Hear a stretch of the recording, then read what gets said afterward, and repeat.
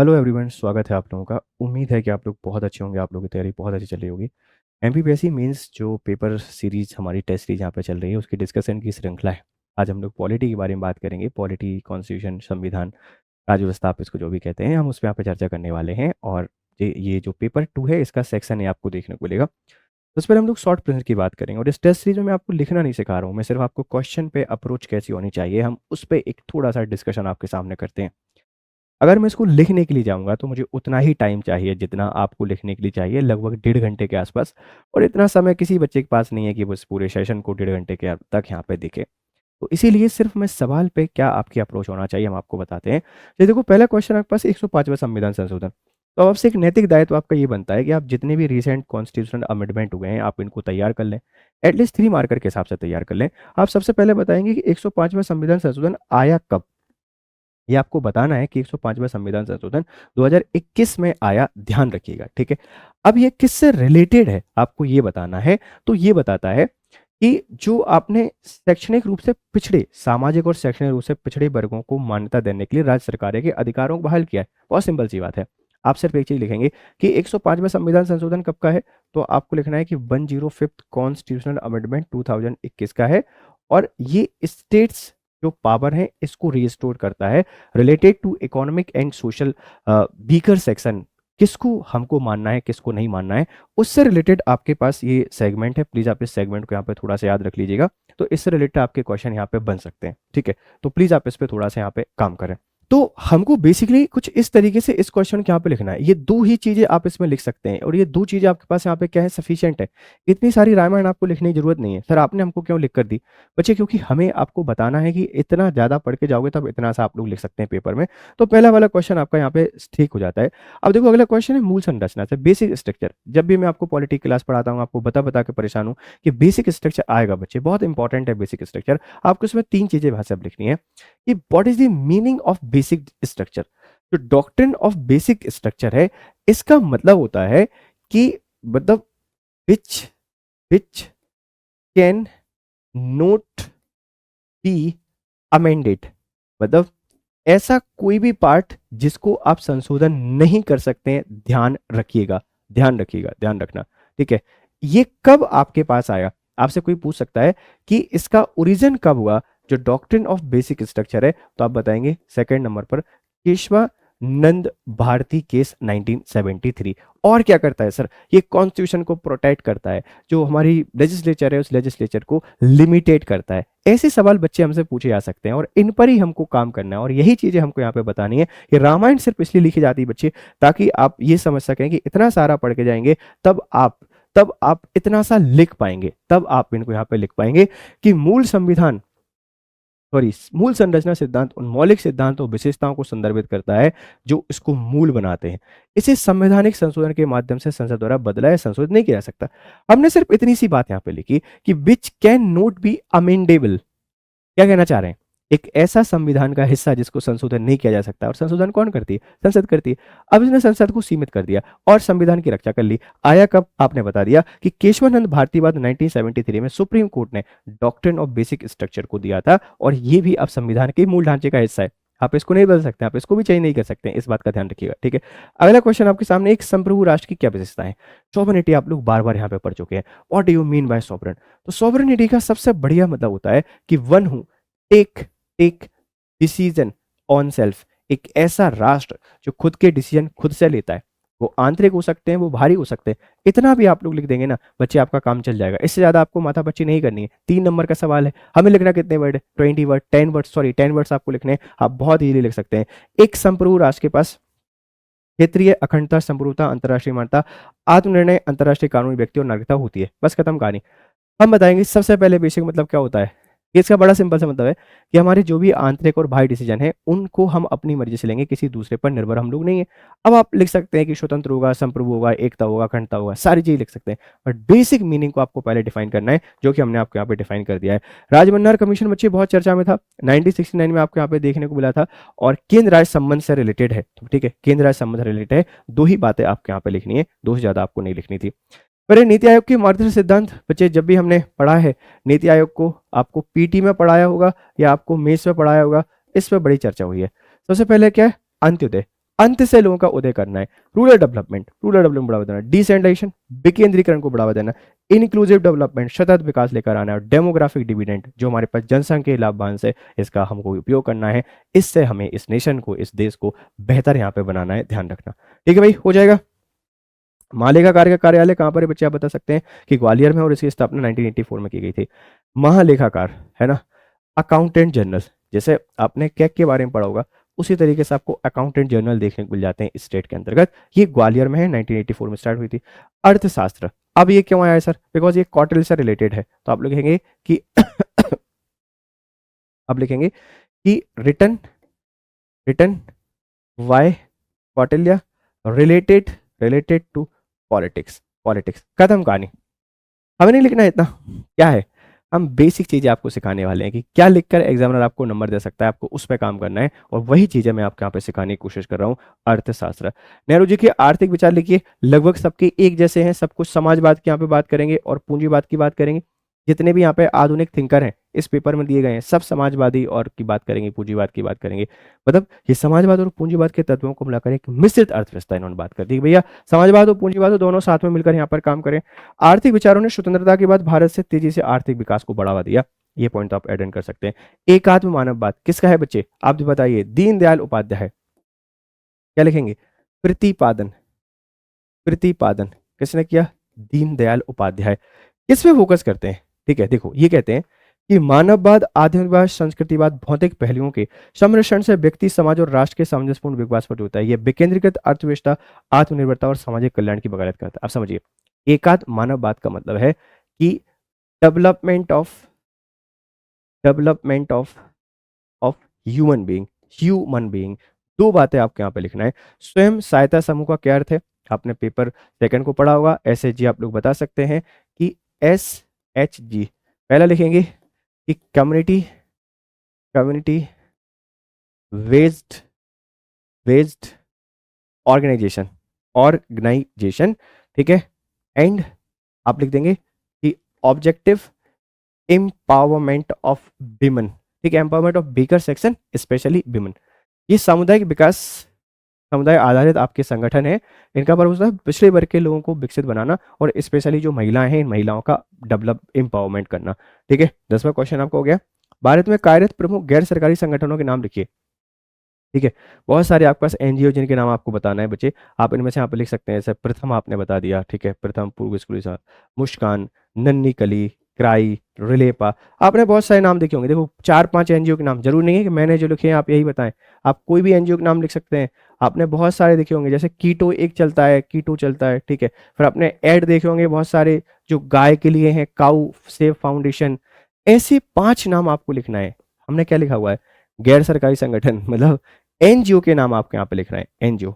मानवाधिकार दिवस बच्चे कब मनाया जाता है, तो मानवाधिकार दिवस आप सबको पता है कि 10 दिसंबर, 10th ऑफ दिसंबर, ठीक है, ध्यान रखना। और UNGA ने इसको मनाना स्टार्ट किया कब, 1948।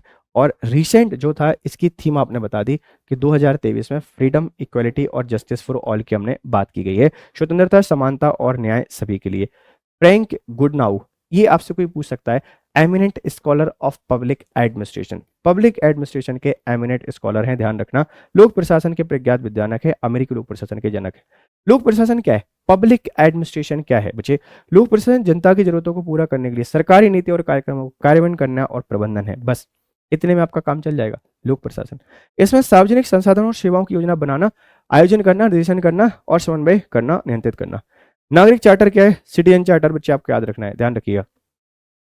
एक दस्तावेज है जो पारदर्शिता, जवाबदेही और नागरिक केंद्रित शासन सुनिश्चित करने के लिए सरकारी एजेंसियों या संगठनों से अपेक्षित सेवा वितरण के अधिकारों, जिम्मेदारियों और मानकों को रेखांकित करता है। नागरिक चार्टर, सिटीजन चार्टर का मतलब है कि कोड ऑफ कंडक्ट, जैसे आपने देखा होगा उसी तरीके की आपके पास एक व्यवस्था है, और इसी के द्वारा जो आपकी कंपनियां हैं वो अपने आप को बेहतर बनाती है, अकाउंटेबल बनाती है, जवाबदेहिता को यहाँ पे सुनिश्चित करती है। ठीक है भाई, ये 15 क्वेश्चन है, छोटे छोटे थे, आपको लगभग सारे समझ में आ गए होंगे, इसमें कोई दिक्कत नहीं होनी चाहिए।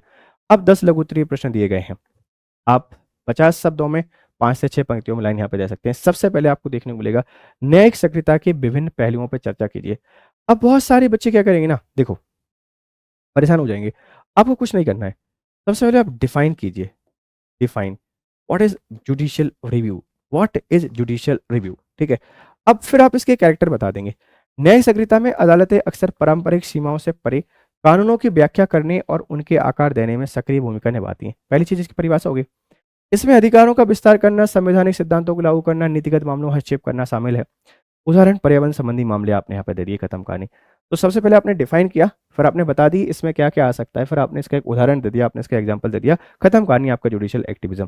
देखो कितने बढ़िया सवाल आ रहे हैं। जनहित याचिका के बारे में विवरण ने पब्लिक इंटरेस्ट लिटिगेशन PIL आपको बताना है। तो सबसे पहले आप बताएंगे PIL का शुरुआत भारत में कहाँ से होती है। Public interest litigation in India was started by justice PN Bhagwati and justice VR Krishna Iyer, who are considered the pioneers of PIL in the Indian judiciary. खत्म कहानी, आपको बताना है। The concept of PIL is the enable citizens to seek judicial intervention in matters of public interest, particularly to protect the rights of marginalised and disadvantage groups. बच्चे समझो, आपसे कहना चाह रहे हैं, सबसे पहले आपको बताना है कि इसकी शुरुआत कहाँ से हुई, ये कहाँ से स्टार्ट होता है, स्टार्ट। फिर आप बताएंगे इसका ऑब्जेक्टिव क्या है, इसका ऑब्जेक्टिव क्या है, फिर आप इसका एग्जाम्पल यहाँ पे दे देंगे। किसी भी तरीके से आपको यही लिखना है बस। लोकसभा का बारे में लिख दीजिए बच्चे। तो आप क्या बताएंगे, सबसे पहले आप इसकी स्थापना बता देंगे कि भाई इसकी स्थापना कैसे हुई, फिर आप इसकी इसमें संरचना बता सकते हैं, और फिर आप इसके यहाँ पे कार्य बता सकते हैं कि क्या कार्य करता है। इसी तरीके का कुछ आपके यहाँ पे देखने को मिलेगा। मध्य प्रदेश लोक सेवा आयोग का गठन राज्य एवं संघ लोक सेवा आयोग अनुच्छेद 315 के अंतर्गत किया गया। ये 1 नवंबर 1956 को राष्ट्रपति के आदेश से राज्य पुनर्गठन अधिनियम 118 की धारा 3 के तहत किया गया था। आयोग राज्य सरकार के विभागों, कार्यालयों, संगठनों में उम्मीदवारों की नियुक्ति के लिए परीक्षा का आयोजन करता है। सिंपल है कहानी बच्चे, बहुत सिंपल है, परेशान नहीं होने का है, बस आपको इन पर फोकस करना है। भारतीय राजनीति में भाषा की भूमिका, बच्चे इस वाले सवाल को आप लोग इतने अच्छे से कर सकते हैं। हमने आपको बहुत सारी चीजें पढ़ाई हुई है, जैसे चाहे वो रिलीजन हो, कास्ट, जेंडर, लैंग्वेज, सब आपके सामने यहाँ पे लिखा हुआ है। देखो क्या है, भारतीय राजनीति में भाषा एक महत्वपूर्ण भूमिका निभाती है। महत्वपूर्ण भूमिका निभाती है किस चीज की, प्रेरक की, जो देश की भाषाई विविधता को दर्शाती है। ये राजनीतिक लामबंदी, पहचान, निर्माण और चुनावी रणनीतियों को प्रभावित करती है। राज्यों के भाषाई पुनर्गठन जैसे भाषा आधारित आंदोलनों ने भारतीय संघवाद को आकार दिया है। राजनेता अक्सर मतदाताओं से जुड़ने और चुनावी लाभ के लिए क्षेत्रीय सांस्कृतिक पहचान जोर देने के लिए भाषा का उपयोग करते हैं। महात्मा गांधी का ट्रस्टीशिप की अवधारणा को समझाइए। ट्रस्टीशिप बढ़िया कंसेप्ट है बच्चे। देखो ट्रस्टीशिप आता ही आता है गांधी जी का, ये कहना चाह रहे हैं बच्चे इसमें। देखो जो रिसोर्सेज है ना, इनका इक्वल डिस्ट्रीब्यूशन होना चाहिए। जो ट्रस्टी हैं, मतलब जो किसी भी ऑर्गेनाइजेशन के मालिक हैं, वो उसके मालिक ना होकर उसके सेवक का रोल प्ले करना चाहिए। उनका वेलफेयर स्टेट वेलफेयर होना चाहिए। जो प्रॉपर्टी है उसका यूज दूसरों के वेलफेयर के लिए करना चाहिए, दूसरों की भलाई के लिए करना चाहिए। यही सारी बातें गांधी ने यहाँ पे लिखी हुई हैं, ध्यान रखना। संपूर्ण क्रांति, जयप्रकाश नारायण आप लोग यहाँ पे देखने को मिल जाते हैं। जयप्रकाश नारायण इन 1970s, जैसे इनकी 7 रेवोल्यूशन आपने पढ़ी होंगी, 7 क्रांति, उसी तरीके से संपूर्ण क्रांति आपको यहाँ पे देखने को मिल जाती है, जयप्रकाश नारायण के द्वारा दी गई। देखो बच्चे इसमें क्या है, आपको पहले देखने को मिलेगा पॉलिटिकल, फिर आपके पास कल्चरल है, आइडियोलॉजिकल है, इंटेलेक्चुअल है, स्पिरिचुअल है। संपूर्ण क्रांति 1970 दशक में भारतीय स्वतंत्रता कार्यकर्ता और राजनीतिक नेता जयप्रकाश नारायण के द्वारा एक अवधारणा थी। ठीक है, ध्यान रखना। इसमें क्या समझते हैं। देखो सामाजिक क्रांति है, आर्थिक है, राजनीतिक है, सांस्कृतिक है, वैचारिक है, बौद्धिक है और आध्यात्मिक है। सब में परिवर्तन लेके आना चाहते हैं। सामाजिक का मतलब क्या है कि सामाजिक समता, न्याय, हाशिए पर रहने वाले समुदायों का सशक्तिकरण, संसाधनों और आर्थिक अवसरों का समान वितरण होना चाहिए। इसी तरीके से हर चीज को आप लोग यहाँ पे बता सकते हैं। संपूर्ण क्रांति, एकात्म मानववाद, ट्रस्टीशिप, ये सिलेबस डिस्कशन में आपको बताएं कि सवाल यहाँ से बनेंगे ही बनेंगे। केंद्रीय सतर्कता आयोग को करते हुए इसके कार्यों के बारे में लिखते हैं। सीबीसी कैसे बना, पहले इसको बता देंगे। इसके काम क्या है, करप्शन से रिलेटेड सारे जो काम होते हैं वो बेचारा यही देख रहा होता है। भारत में केंद्रीय सतर्कता आयोग सीबीसी गठन 1964 में कब किया गया, K97 समिति की सिफारिश पर किया गया था। इस समिति ने को भारत सरकार द्वारा भ्रष्टाचार से निपटने, सार्वजनिक प्रकाशन में ईमानदारी सुधार के उपाय के लिए नियुक्त किया गया था। आपने बता दी, इसका उद्देश्य आपने बता दिया, इसके काम आपने यहाँ पे बता दिए। भारत के संदर्भ में मीडिया की आवश्यकता बताइए बेटा। मीडिया आप सबको पता है लोकतंत्र को एक चतुर्थ स्तंभ में आप लिखेंगे कि मीडिया, शुरुआत यहाँ से ऐसे करेंगे कि मीडिया लोकतंत्र का चतुर्थ और सबसे महत्वपूर्ण हिस्सा है। जब व्यवस्थाएं अपना कार्य भूल जाती हैं तो जो मीडिया है वो उनकी जवाबदेहिता या उत्तरदायित्व को तय करने में मदद करता है। इस तरीके की बातें आप लोग यहाँ पे लिख के और फिर इनके बारे में बता देंगे कि मीडिया यहाँ पे क्या कर रहा है। ठीक है भाई, चलिए। शासन एवं प्रशासन में अंतर स्पष्ट करें। बड़ा सरल सा सवाल है, शासन प्रशासन क्या होता है। उत्तरदायित्व का अर्थ, बच्चे ये क्वेश्चन बहुत आ रहा है, ये हर बार आ रहा है, ठीक है। रिस्पॉन्सिबिलिटी क्या होती है, इसको पढ़ लीजिए, ठीक है, बहुत अच्छे से पढ़ना। Responsibility refers to the duty of obligation to fulfil one's commitments, obligations और duties in reliable and accountable manner. ये कहना चाह रहे हैं कि भाई जो आपके पास उत्तरदायित्व है ना, ये किसी की प्रतिबद्धताओं, दायित्वों, कर्तव्यों की विश्वसनीय और जवाबदेही तरीके से कार्य करने का उत्तरदायित्व है। इसमें क्या क्या आता है, जवाबदेही, ईमानदारी, सक्रियता और विश्वसनीयता, सारी चीजें आपको देखने को मिल जाती हैं। इसमें 5 दीर्घ उत्तरीय प्रश्न है। प्रारूप समिति संविधान सभा की सबसे महत्वपूर्ण समिति थी, स्पष्ट करें। भाई साहब बढ़िया क्वेश्चन आया है कि क्यों थी। आपको सबसे पहले यहाँ पे प्रारूप कमेटी को डिफाइन करना है। प्रारूप जो समिति थी, आप इसको डिफाइन करेंगे कि समिति क्या थी, ये कैसे बनी। फिर आप एक फ्लो चार्ट बनाएंगे कि इस समिति की इंपॉर्टेंस आप कैसे बता सकते हैं। इसमें सबसे पहले है कि drafting of the constitution, drafting इन्होंने की। कॉम्प्लेक्सिटी ऑफ द टास्क, बहुत सारे कठिन कठिन टास्क आपको यहाँ पे देखने को मिल रहे थे। Incorporating principles and values, balancing competing interest, ठीक है, लीगल एक्सपर्टीज, ठीक, finalising the document and assembly. तो ये सारी चीजें आपको यहाँ पे देखने को मिलेंगी कि मसौदा तैयार करना बड़ा चैलेंज था, कार्य की जटिलता बहुत कठिन काम था, सिद्धांत और मूल्यों को शामिल करने की बड़ा दिक्कत था, प्रतिस्पर्धी हितों को संतुलित करना, कैसे हम इनको एक साथ लेके चल सकते हैं, ठीक है, कानूनी विशेषज्ञता होना चाहिए था, और दस्तावेज को अंतिम रूप देना। राजनीतिक दल क्या है, इसका वर्गीकरण स्पष्ट कीजिए। पढ़ा हुआ है बच्चे आप लोगों ने राजनीतिक दल क्या होते हैं, तो आप इसकी सबसे पहले डेफिनेशन देंगे, परिभाषा देंगे कि what did you mean bye political party, या राजनीतिक दल से आप क्या समझते हैं, आपको यहाँ पे बताना है। फिर आप इनके एग्जाम्पल दे देंगे कि ये कौन कौन सी पार्टियां होती हैं, खत्म कहानी, ठीक है। देखो वही लिखा हुआ है, समान राजनीतिक लक्ष्यों, विचारधारा और हितों वाले व्यक्तियों के एक संगठित समूह है जो सार्वजनिक नीति को प्रभावित करना और चुनावों के माध्यम से सत्ता हासिल करना चाहते हैं। भारत में राजनीतिक दलों को विभिन्न कारकों का आधार पर वर्गीकृत किया जा सकता है। ये लिखी लिखाई सी डेफिनेशन आप अपने हिसाब से लिखिए, बता दीजिए कि राजनीतिक दल एक समान विचारधारा के समूह का ग्रुप होता है जो जन कल्याण के लिए कार्य करने के वादे करते हुए भारतीय राजनीति को आगे ले जाने या भारत के विकास में महत्वपूर्ण भूमिका यहाँ पर निभाते हैं। आप राष्ट्रीय पार्टी बता सकते हैं, आप राज्य पार्टी बता सकते हैं, क्षेत्रीय पार्टी बता सकते हैं, वैचारिक आधार पर आप लोग पार्टियों के यहाँ पे बता सकते हैं। शिक्षा के संबंध में डॉक्टर भीमराव अम्बेडकर के विचारों को उल्लेख कीजिए। सबके एक जैसे हैं, अम्बेडकर हुए, नेहरू हुए, चाहे सरदार पटेल हो, चाहे गांधी जी हो, सबके एक जैसे हैं। इंपॉर्टेंट है, इंपॉर्टेंस बताइए, एक्सेस टू एजुकेशन, ठीक है। चलिए क्या है सर, शिक्षा का महत्व, शिक्षा तक पहुंच होना चाहिए सबकी, और जाति का उन्मूलन होना चाहिए, तर्क और तर्कसंगता पर जोर देना चाहिए, शिक्षा में राज्य की भूमिका बताई है, और शिक्षा के माध्यम से सशक्तिकरण में फोकस किया है। सारी बातें वही हैं। भारतीय राजनीति में महिलाओं की कम भागीदारी के कारण बताइए था, उन उपायों का उल्लेख कीजिए जिनके द्वारा भारतीय भागीदारी बढ़ाई जा सकती है। बता दीजिए भाई क्या कारण है, इतने चीख चीख कर आपको चिल्ला चिल्ला कर बताए हैं जो आपकी मेंस वाली क्लासेस हैं। हर एक बच्चा जानता है कि क्या क्या इसमें बताया है, क्या क्या कारण है, देख लीजिए आप भाई।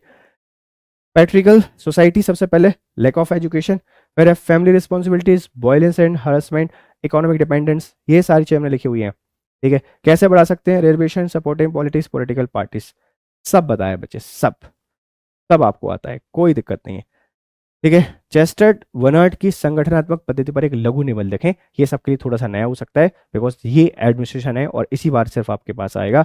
तो ये है आपके पास चेस्टर्ड वर्नार्ड, एक प्रभावशाली प्रबंधन सिद्धांतकार भी थे जो संगठनात्मक सिद्धांत, विशेष रूप से संगठनात्मक पद्धतिवाद की अपनी अवधारणा पर अग्रणी काम करने के लिए जाने जाते थे।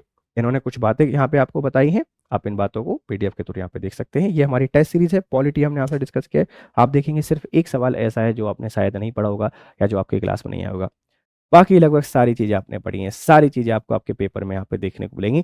तो बच्चे देखो, फिर आप इसको लेकर ब्लेम कर सकते हैं कि अरे सर आपने इतना फटाफट करा दिया। समझो, मैं लिखना नहीं सिखा रहा हूँ, मैं सिर्फ आपको अप्रोच बता रहा हूँ कि कैसे आप अप्रोच करेंगे। पेपर देने जाएंगे बच्चे तो आप वो चीज़ें नहीं लिख सकते जो आपको किताबों बेसिक वैसे दी गई हैं, आपको अपने कुछ वर्ड्स ऐड करने पड़ेंगे, अपनी भाषा आपको वहाँ पे लिखनी पड़ेगी। तो आप इसी पे काम कीजिए, ठीक है। चलिए फिर आपसे करते हैं मुलाकात। नमस्कार दोस्तों, आज हम लोग यहाँ पर डिस्कशन करने वाले हैं आपको जो क्वेश्चन पेपर दिया गया था उस क्वेश्चन पेपर में आप लोगों ने कैसे आंसर लिखने चाहिए थे, और उन आंसर्स के मॉडल आंसर्स आपको मैं आज दिखाने वाला हूं, और उस तरीके से अगर आप आंसर लिखोगे तो आपको मार्क्स मिलेंगे। ये चीज आपको समझनी है, इसलिए यह लेक्चर हम ले रहे हैं। ओके, हमने जो पेपर लिया था उस पेपर में बाय डिफॉल्ट आयोग की जिस तरह से रचना होती है, हमारा कमीशन जिस तरह से पेपर लेता है, एग्जैक्टली उसी तरह से हमने पेपर लिया था। और उस पेपर में पहले 3 मार्कर, ओके, उसके बाद में 5 मार्कर्स और उसके बाद में 11 मार्कर्स, ऐसे टाइप से हमारे जो क्वेश्चंस है वो हुए थे। ओके, सारे के सारे क्वेश्चंस के बारे में मैंने पहले भी 1-2 बार समझा रखा है कि किस तरह से 3 मार्कर जो होते हैं, 5 मार्कर जो होते हैं, वो थोड़ा लीस्ट टाइप ऑफ क्वेश्चन होते हैं। लीस्ट मतलब जिसके अंदर एक छोटा सा कोई सूची बन जाए, कोई उसके अंदर एक लिस्ट तैयार हो जाए, इस तरह से आपको पॉइंट्स लिखने होते हैं। ओके, एक एक क्वेश्चन देखेंगे। सबसे पहले हम जो देख रहे हैं वो 15 क्वेश्चंस है जो 3 मार्कर है, और मैं इसके अंदर आपका जो पॉइंट कवर करने वाला हूं वो पॉइंट है दैट इज इंडियन इकोनॉमी और एमपी का इकोनॉमी जो है वो वाला पॉइंट मैं आपका कवर करके देने वाला हूं। ओके, यस, एक चीज शुरू करते हैं। ओके, देखो सबसे पहले तो पहला क्वेश्चन था एशियन विकास बैंक, इसके ऊपर आपको नोट लिखना था, बराबर है। ओके, ये एशियन विकास बैंक एग्जैक्टली है क्या, इंग्लिश में भी देखेंगे, हिंदी में भी देखेंगे। एशियन विकास बैंक जो है, ये एशियन विकास बैंक, सबसे पहले तो एशियन विकास बैंक का इंग्लिश शब्द जो है वो है Asian development bank, ADB. Okay, ये कब स्थापित हुआ था ये आप लोगों को पता होना चाहिए। It is a regional development bank established in 1966। Okay, established in 1966 to promote economic and social welfare in Asia and Pacific. Okay, Asia and Pacific मतलब क्या है, हमारे भारत के आसपास का जो सारा परिसर है, भारत, चीन, जापान तक का लेकर के सारा परिसर, ये एशिया में आता है। और पैसिफिक का रीजन का मतलब होता है जो जापान से ऑस्ट्रेलिया के बीच में जो समंदर पड़ता है, उस समंदर में जो जो सारी कंट्रीज आती है वो पैसिफिक कंट्रीज मानी जाती है। ओके, यस, उसके बाद में headquarters of the Asian development bank is located in Manila. Okay, the capital of Philippines. There are 68 member countries in the Asian Development Bank. Okay, आपने देखा होगा कि 3 मार्कर क्वेश्चन है, लेकिन उसके अंदर हमने कम से कम 5 पॉइंट्स यहां पे दिए हैं। सबसे पहले तो एशियन डेवलपमेंट बैंक्स, फिर उसके बाद में उसका इस्टेब्लिशमेंट ईयर, उनका प्राइमरी ऑब्जेक्टिव, बराबर है, उनका हेडक्वार्टर कहां पर रखा है, और उनके अभी राइट नाउ कितने सदस्य है। ये सारी चीजें जो है वो हमने एक ही सवाल में पूरी कर दी। हिंदी में भी जब लिखोगे तो यही सब लिखना है। एशियाई विकास बैंक, देखो पांचों की पांचों पॉइंट हिंदी में लिखोगे तभी वैसे ही लिखने हैं। एशियन विकास bank, Asian development bank. Okay, Asia और प्रशांत क्षेत्र में आर्थिक और सामाजिक विकास को बढ़ावा देने के लिए उद्देश्य लिख दिया। 1966 में स्थापित एक क्षेत्रीय विकास बैंक है। ओके, रियलिटी में रीजनल बैंक, ये भी एक पॉइंट है, एक्स्ट्रा का पॉइंट है। Okay, yes, Asian development bank का मुख्यालय फिलीपाइंस की राजधानी मनीला में है। ओके, और एशियन डेवलपमेंट बैंक में अभी कुल 68 सदस्य है। ओके, अगर आप लीस्ट तरीके से मतलब एक पॉइंट्स की संख्या को दिमाग में रख के चलते हो तो एटलीस्ट 5-6 पॉइंट्स लिखिए, तो आपको यहां पर मार्क्स मिलने की संभावना होती है, अच्छे मार्क्स मिलते हैं। सिर्फ रैंडम कोई भी 5 पॉइंट्स नहीं लिखने हैं, उसको मैच करने वाले 5 पॉइंट्स आप लोगों को यहां पर क्या करना है, लिखना है। बेरोजगारी को परिभाषित करें। बेरोजगारी को परिभाषित करने के लिए हम लोगों ने ऑलरेडी लेक्चर कई बार देखा है। इसके अंदर कैसे है, where individuals who are willing and able, दोनों भी लिखना है, विलिंग एंड एबल। मेरा आप लोगों से कहना होगा कि जब आप आंसर्स लिखते हो तो वो आंसर्स लिखते टाइम पर आप लोगों को एक चीज का ध्यान रखना है कि ये आंसर्स में अगर इंपॉर्टेंट वर्ड्स को आप अंडरलाइन कर पाओ तो आपको अच्छे मार्क्स मिल जाएंगे। यहां पे विलिंग और एबल को अंडरलाइन हो सकती थी। Okay, who are willing and able to work but are unable to find suitable employment opportunities, then such people are called as unemployed people. Right? Okay, it is typically measured as the percentage of the labor force. ये अब यहां पे आप लोगों को इतना ही बोला था, देखा जाए तो क्वेश्चन इतना ही था, परिभाषित करे। ओके, लेकिन हम लोगों ने क्या डिसाइड किया था, कम से कम 5 पॉइंट्स तो होने चाहिए, है ना। ओके, व्याख्या के अंदर ही 2 पॉइंट्स कवर हो गए। Okay, it is typically measured as a percentage of labour force. यह श्रम शक्ति की क्या कहते हैं उसको, परसेंटेज में इसको गिना जाता है। That is actively seeking employment but is unable to secure a job. Okay, yes, Hindi में भी जब लिखेंगे तो इसी तरह से हम लोग लिखेंगे। बेरोजगारी से तात्पर्य उस स्थिति से है जहां काम करने को इच्छुक और सक्षम, दोनों चीजें आवश्यक है। सिर्फ इच्छुक होकर नहीं चलेगा, आप सक्षम भी होने चाहिए। ओके, काम करने को इच्छुक और सक्षम व्यक्तियों को उपयुक्त रोजगार के अवसर नहीं मिल पाते हैं। ओके, इसे आमतौर पर उस श्रम बल के प्रतिशत में, श्रम बल श्रम शक्ति के प्रतिशत के रूप में नापा जाता है जो सक्रिय रूप से रोजगार की तलाश में है लेकिन नौकरी सुरक्षित करने में असमर्थ है, नौकरी पाने में, नौकरी ढूंढने में असमर्थ है। ओके, रियलिटी में ये इंग्लिश का एज इट इज ट्रांसलेशन हो गया है, unable to secure a job, उसको आप यहां पे ऐसे लिख दीजिए, नौकरी ढूंढने में, नौकरी पाने में असमर्थ है, नौकरी सुरक्षित करने में, ऐसे हिंदी में नहीं लिखा जाता। ओके, यस, समझ गया सर। अगला क्वेश्चन देखते, चलो यस, नेक्स्ट क्वेश्चन, राजकोषीय नीति क्या है? What is fiscal policy? Okay, yes, राजकोषीय नीति, हिंदी वाले बच्चों के लिए पहले, राजकोषीय नीति से तात्पर्य अर्थव्यवस्था को प्रभावित करने के लिए सरकारी खर्च और कराधान के उपयोग से है। ओके, यस, आर्थिक विकास, मूल्य स्थिरता, पूर्ण रोजगार जैसे व्यापक आर्थिक उद्देश्यों को प्राप्त करने के लिए सरकार द्वारा उपयोग किए जाने वाले प्राथमिक उपकरणों में से एक उपकरण होता है fiscal policy. Sorry, fiscal policy नहीं, राजकोषीय नीति। हिंदी में हिंदी वाला शब्द, इंग्लिश में इंग्लिश वाला शब्द। ओके, देखो यहां पे fiscal policy refers to the use of government spending. Okay, yes, fiscal policy refers to the use of government spending and taxation to influence the economy। हम सरकार का जो भी खर्चा है, खर्चा मतलब सरकार जो भी एक्सपेंडिचर करने वाली है उस एक्सपेंडिचर का उपयोग, और सरकार जो भी टैक्सेस या सब्सिडीज प्रदान करने वाली है उन टैक्सेस और सब्सिडीज का उपयोग हम हमारे देश के अर्थव्यवस्था को प्रभावित करने के लिए करते हैं। Okay, it is one of the primary tools used by the governments to achieve macroeconomic objectives। Okay, macroeconomic objectives में क्या क्या आता है? इकोनॉमिक ग्रोथ आती है, प्राइस स्टेबिलिटी आती है, फुल एम्प्लॉयमेंट आती है। ये ऐसी चीजों को प्रभावित करने के लिए सरकार खुद का जो एक्सपेंडिचर है और खुद के जो टैक्सेशन है उसको यूज करती है।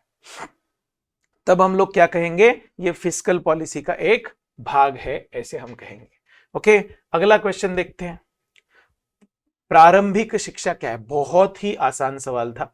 ओके बच्चों, देखो एक चीज समझो, इतने आसान सवाल अगर आप लोग लगा नहीं पाओगे तो आपको मार्क मिलना बहुत मुश्किल है।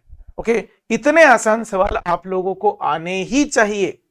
Okay, what is primary education और what is elementary education? Primary education कह दो या एलिमेंट्री एजुकेशन कह दो। Elementary education in India refers to the initial stage of formal education provided to children aged between 6 to 14, उसी को हम primary education भी कहते हैं। Okay, yes, it aims to impact basic literacy, numeracy and life skills. Okay, elementary education में क्या होता है? Basic literacy, numeracy and life skill. The government of India has made elementary education free and compulsory under the right to education act 2006 में जो आया था वो वाला, ensuring access to quality education for all. Okay, yes sir, आसान सा point है, फटाक से हिंदी वाला बता दो। भारत में प्रारंभिक शिक्षा 6 से 14 वर्ष की आयु के बच्चों को प्रदान की जाने वाली औपचारिक शिक्षा के प्रारंभिक चरण को संदर्भित करता है। बहुत आसान। ओके, दूसरा, सर इतना ऐसे वाला हिंदी अगर हमें नहीं आता है, नॉर्मल वाले हिंदी में हम लोग दे कि भारत में 6 से 14 वर्ष आयु के बच्चों को जो शिक्षा दी जाती है उस शिक्षा को हम प्रारंभिक शिक्षा कहते हैं। चलेगा क्या? 100% चलेगा, क्यों नहीं चलेगा? इंपॉर्टेंट शब्द है 6 से 14 वर्ष की आयु। ओके, ये इंपॉर्टेंट शब्द है, उसको मिस मत करो, आयु बताना बहुत आवश्यक है। ओके, या फिर 6 से 14 वर्ष की आयु के साथ आप लोग और एक चीज बता दो, 8वीं कक्षा तक का एजुकेशन। ओके, 8वीं कक्षा तक जो हम प्रशिक्षण देते हैं वो प्रशिक्षण। ओके, यस, इसका उद्देश्य बुनियादी साक्षरता, संख्यात्मकता और जीवन कौशल प्रदान करना। संख्या कौशल भी लिखते हैं यहां पे, कोई संख्यात्मकता नहीं, संख्या कौशल। ओके, तो जीवन कौशल प्रदान करना, ये 3 उसके बेसिक उद्देश्य होते हैं। सिर्फ इतना ही नहीं, एक एक्स्ट्रा पॉइंट यहां पे लिखा, भारत सरकार ने सभी के लिए गुणवत्तापूर्ण शिक्षा तक पहुंच सुनिश्चित करते हुए शिक्षा का अधिकार अधिनियम के तहत प्रारंभिक शिक्षा को मुफ्त और अनिवार्य बना दिया है। Okay, yes, getting my point? Sir समझ गया हम लोगों को। अब विस्तार शिक्षा क्या होती है वो भी हम लोगों को समझना है। ओके, देखो, what is extension education? Extension education ये नॉन फॉर्मल टाइप का एजुकेशन होता है। देखो यहां पे, okay, extension education is a non formal type of education and it aims at educating people encompassing all sections of the society. जो पाठशालाओं, जो महाविद्यालयों में से एजुकेशन नहीं दिया जाता, ओके, इनफॉर्मल एजुकेशन है। ओके, इनफॉर्मल बोलने की जगह पे यहां पे लिखा है नॉन फॉर्मल, चलता है। ओके, यस, इनफॉर्मल एजुकेशन है, उस इनफॉर्मल एजुकेशन को हम एक्सटेंशन एजुकेशन कहेंगे। Basically it deals with knowledge and skill transfer from higher level institution to the grass root level. Okay, किसी भी चीज को बहुत हायर लेवल के लोग, बहुत हायर एजुकेशन के लोग जब सीखते हैं, फॉर एग्जांपल दीवार बनाने की एक स्पेसिफिक कौशल, स्पेसिफिक स्टाइल, स्पेसिफिक मेथड, ये कोई किसी बड़े इंजीनियरिंग महाविद्यालय में, किसी सिविल इंजीनियरिंग के महाविद्यालय में उसका क्या होगा, एक खोज होगा, संशोधन किया जाएगा कि ऐसे दीवार बनाएंगे तो अच्छी बनती है, बराबर है। लेकिन उस महाविद्यालय के लोग फिर कुछ लोगों को सिखाएंगे, फिर वो कुछ लोगों को सिखाएंगे, सबसे आखिरी में उन लोगों को सिखाया जाएगा जो एक्चुअली मिस्त्री है। ओके, जो एक्चुअली दीवार बनाते हैं, जो ग्रास रूट लेवल पे, लेकिन वो किसी कॉलेज में जाके नहीं सीखते, वो किसी स्किलिंग इंस्टीट्यूट में जाके नहीं सीखते, वो तो अपने दोस्त से सीखते हैं। अरे तुझे पता है ये देख कैसे दीवार बनाते हैं, नई वाली स्टाइल है।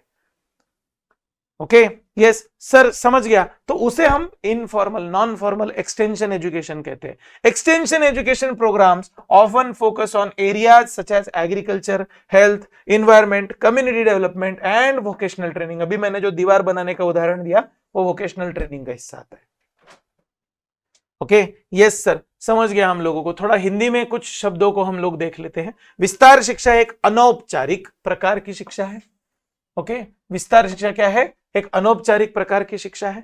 इसका उद्देश्य समाज के सभी वर्गों के लोगों को शिक्षित करना है।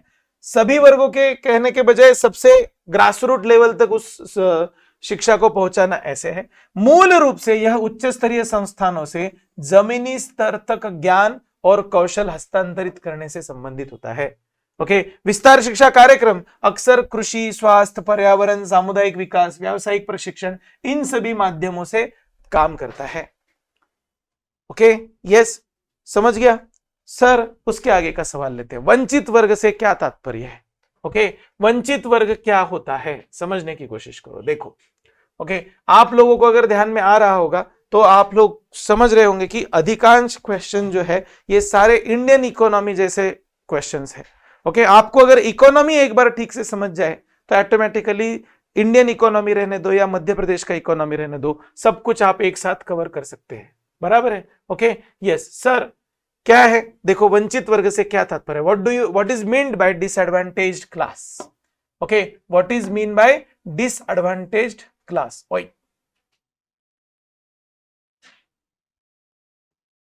What is mean by disadvantaged class?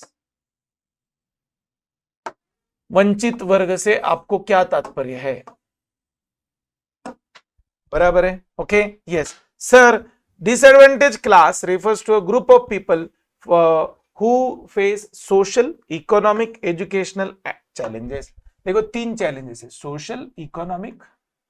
Okay, ये हिलता नहीं है क्या? हाँ, बहुत अच्छे। ओके, यस, सोशल, इकोनॉमिक और educational challenges that limit their opportunities for advancement or success compared to other segments of society. Limiting opportunities, okay, limit their opportunities,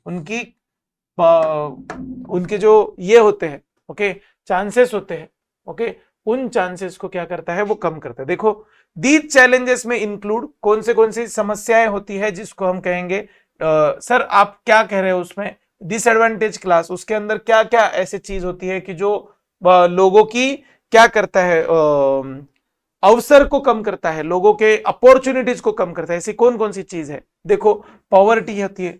okay, poverty के बाद में हम लोग कहेंगे, ओके, पॉवर्टी होती है, डिस्क्रिमिनेशन होता है, lack of access to education होता है। ओके, सिर्फ इतना ही नहीं, किसी की तबीयत खराब होगी तो भी उसकी अपॉर्चुनिटीज कम हो जाती है, बेसिक सर्विसेज, अनएम्प्लॉयमेंट और सोशल एक्सक्लूजन, ये सभी चीजें जो है, ये सभी चीजें किसी भी व्यक्ति को क्या कर सकती है, किसी भी व्यक्ति की अपॉर्चुनिटीज को कम कर सकती है, अवसरों को कम कर सकती है। बस यही चीज हम लोग हिंदी में भी लिखेंगे। देखो, ध्यान से देखो। ओके, यस सर, हिंदी में क्या लिखेंगे? ओके, वंचित वर्ग उन लोगों के समूह को संदर्भित करता है जो सामाजिक, आर्थिक या शैक्षणिक चुनौतियों का सामना करते हैं। शैक्षणिक कहिए या शैक्षिक कहिए, दोनों भी सही होता है। ओके, सामाजिक, आर्थिक या शैक्षिक चुनौतियों को सामना करता है, जो समाज के अन्य वर्गों की तुलना में उन्नति या सफलता के उनके अवसरों को सीमित करते हैं। ऐसी चुनौतियां जो अवसरों को सीमित करते हैं। कल्पना करो कि एक अच्छे खासी इनकम रहने वाले परिवार का लड़का और एक बहुत गरीब परिवार का लड़का, दोनों लड़कों को एक अच्छी सी आइडिया आती है, अच्छा सा प्रोडक्ट उनके दिमाग में डेवलप होता है, दोनों बच्चे फैक्ट्री डालना चाहते हैं। ओके, बताओ मुझे, गरीब घर का बच्चा फैक्ट्री डाल पाएगा? नहीं डाल पाएगा। लेकिन पैसे कमाने वाले घर का बच्चा फैक्ट्री डाल पाएगा। उसके पास में सच में अवसर है एक फैक्ट्री डालने का, गरीब बच्चे के पास नहीं। उसके अवसर को मर्यादा आ गई, उसके अवसरों को सीमित कर दिया गया। बस वही यहां पे बताया जा रहा है। सर, गरीबी ये अवसरों को मर्यादित करता है, ये उदाहरण अभी आपने हमें बताया। इन चुनौतियों में गरीबी आती है। उसी तरह से भेदभाव के कारण भी कई सारी चुनौतियां आ जाती है और अवसर सीमित हो जाते हैं। शिक्षा नहीं होती, उसके कारण भी बहुत सारे अवसर सीमित हो जाते हैं। स्वास्थ्य देखभाल या बुनियादी सेवाओं की पहुंच, ये सभी जो है, ये सभी क्या होता है, अवसरों को मर्यादित करने वाली चीजें जो है वो हो सकती है। Okay, yes. आश्रम व्यवस्था क्या है? ओके, यस, आश्रम व्यवस्था जो है, अब चलो मैं बता देता हूं, क्वेश्चन आ ही गया है तो। ओके, आश्रम व्यवस्था जो है, आश्रम system is a traditional Indian concept dividing into 4 stages. ब्रह्मचर्य, जिसमें विद्यार्थी पढ़ाई करते हैं। ओके, गृहस्थ, जिसमें हाउस होल्डर होता है, मतलब आप एक बार पढ़ लो तो जिसको समाज नियम कहा जाता है, समाज चलाने की व्यवस्था कही जाती है, तो गृहस्थ आश्रम आता है। फिर वानप्रस्थ होता है, वानप्रस्थ जो होता है वो फॉरेस्ट ड्वेलर का होता है। और फिर सन्यास होता है, जिसमें हम रेन्यूंसिएशन, मतलब सब कुछ, सारी चीजों को छोड़ देना, जिसे हम सन्यास कहेंगे, वो सारी चीजें जो है वो इसके अंदर होती है। बराबर है? Okay, yes. थोड़ा सा और आगे जाते हैं। ओके, यस, ये परिवार न्यायालय, पुरुषार्थ, ये सारी चीजें जो है, ये सारी चीजें हमारे इकोनॉमिक्स में नहीं आती है। ओके, तो थोड़ा सा हम लोग आगे जाएंगे। Okay, yes, organic fertilisers. Okay, yes, चलो। मध्य प्रदेश राज्य बीज एवं फार्म विकास निगम। ओके, यस, इनके ऊपर नोट लिखना है, क्या है क्या नहीं है। ओके, मध्य प्रदेश राज्य बीज एवं फार्म विकास निगम। कभी भी आपको किसी भी ऐसी संस्था के बारे में पूछा जाए तो एक सेट फॉर्मेट में आप आंसर बना सकते हो। ओके, मध्य प्रदेश राज्य बीज एवं फार्म विकास निगम अनाज, दलहन, तिलहन, बागवानी, बीज और प्रमुख फसल की गुणवत्ता प्रमाणित बीजों के उत्पादन और वितरण के लिए मध्य प्रदेश राज्य में अग्रणी संस्था है। कितना आसान है। ओके, कौन है exactly? Madhya Pradesh state seed and farm development corporation. Exactly क्या है, बस उतना बताना है आप लोगों को। Okay, Madhya Pradesh state seed and farm development corporation is a pioneer in the state of Madhya Pradesh for the production and distribution of quality certified seeds of cereals, pulses, oil seeds, horticulture seeds and seeds of major crops। आसान है, समझने जैसी चीज है, बिल्कुल भी मुश्किल चीज नहीं है। ओके, यस सर, कोई बात नहीं। अगला सवाल। ओके, मध्य प्रदेश में जनजातियों की जनसंख्या का प्रतिशत कितना है? हमारे इकोनॉमिक्स में एक डेमोग्राफी नाम का पार्ट आता है। मध्य प्रदेश की अर्थव्यवस्था में एक डेमोग्राफी नाम का पार्ट आता है। उस पार्ट में ये सभी रेशोज हम लोगों को पता होने चाहिए। कौन कितने हैं, पुरुष कितने हैं, महिलाएं कितनी हैं, जनजातियां कितनी हैं, सभी की संख्या का परसेंटेज हम लोगों को लर्न होना चाहिए। आपको सिर्फ मेंस में नहीं, प्रीलिम्स में भी ये सवाल पूछा जा सकता है। ओके, यस, विधानों को, सत्य असत्य विधानों को पहचानो, ऐसे टाइप के सभी सवाल जो है वो आपको पूछे जा सकते हैं। ओके, यस, चलो मेंस वाला मध्य प्रदेश की जनजातियों की जनसंख्या का प्रतिशत कितना है? स्ट्रेट फॉरवर्ड क्वेश्चन है, सीधे सीधे लिख सकते हैं कि the scheduled tribe population is 15.31 million. Okay yes, लोक संख्या का एग्जैक्ट नंबर जो है वो नंबर यहां पर हम लोगों ने क्या कर दिया, लिख दिया 15.31 दशलक्ष। ओके 15.31 दशलक्ष of the total population of the state. Tribe in Madhya Pradesh are Bhil, Gond, Kol, Korku, Bharaiya, Sahariya. जिन ट्राइब्स के लोग रहते हैं उन ट्राइब्स के लोगों का भी हमने यहां पे क्या कर दिया, नाम लिख दिया। आप चीज समझने की कोशिश करो कि यहां पे जब हम आंसर लिख रहे हैं तो आंसर लिखते वक्त यहां पर हम लोगों ने क्या किया है, टोटल पॉपुलेशन लिखा है, परसेंटेज ऑफ पॉपुलेशन लिखा है, और कौन कौन सी जनजातियां रहती है ये वाला पॉपुलेशन भी हम लोगों ने क्या किया है, यहां पर लिखा है। अनुसूचित जनजाति की जनसंख्या 15.31 मिलियन, दशलक्ष कहते हैं मिलियन को हिंदी में, ओके दशलक्ष है, जो राज्य की कुल जनसंख्या का 21.1% है। आप ऐसे लिखने के बजाय ऐसे भी लिख सकते हो 1,50,00,000, सीधे सीधे ऐसे लिख सकते हो आप। ओके सर 1,50,00,000 को कैसे लिखे, ऐसे 1,53,00,000 है, इतना भी लिखोगे तो चलेगा। ओके यस, समझा? ओके यस, ऐसे भी लिखोगे तो चलेगा 15.31 मिलियन, ये भी चलेगा, कोई प्रॉब्लम नहीं है। लेकिन कुछ बच्चे होते हैं ना सर ये मिलियन मिलियन ध्यान में नहीं रहता, इसलिए उनको समझा कर बोल दिया। ओके यस, या फिर 153 लाख है, ऐसे भी चलेगा। ओके यस, अनुसूचित जनजाति की जनसंख्या 153 लाख है, जो राज्य की कुल जनसंख्या का 21.1% है। मध्य प्रदेश में जनजाति है भील, गोंड, कोल, कोरकू, भारिया और सहारिया। ओके ये सारे मध्य प्रदेश में रहने वाले लोग हैं। ओके यस, थोड़ा सा और आगे जाते हैं। ओके महत्वपूर्ण आंकड़ों के बारे में आपको एक सवाल पूछा गया था, उस सवाल के पास जाते हैं। जा भाई ऊपर,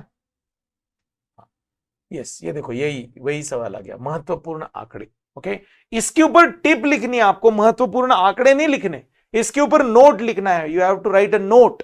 ओके यस, शॉर्ट नोट आप लोगों को यहां पे लिखना है। ओके महत्वपूर्ण आंकड़े क्या होते हैं, वाइटल स्टैटिस्टिक्स क्या होते हैं।